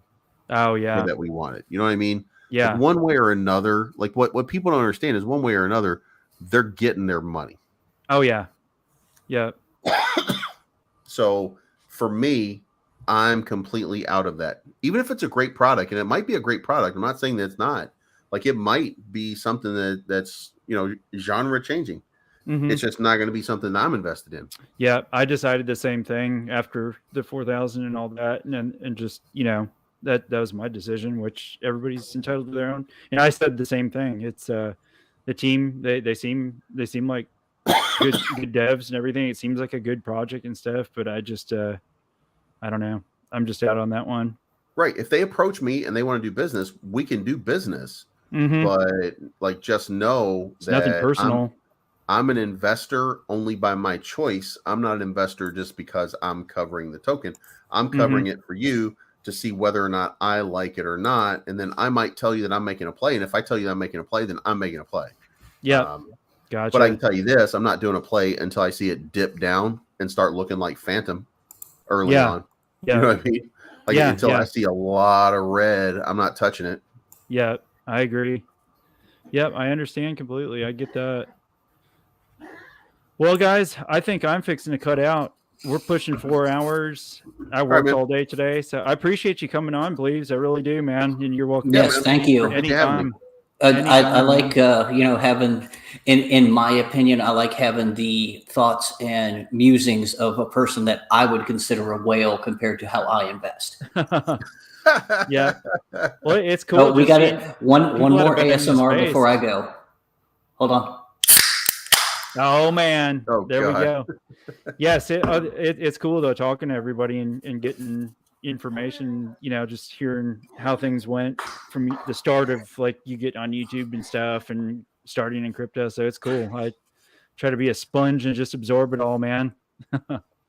FYI, I stealthily did a degen play and I'm almost 2x.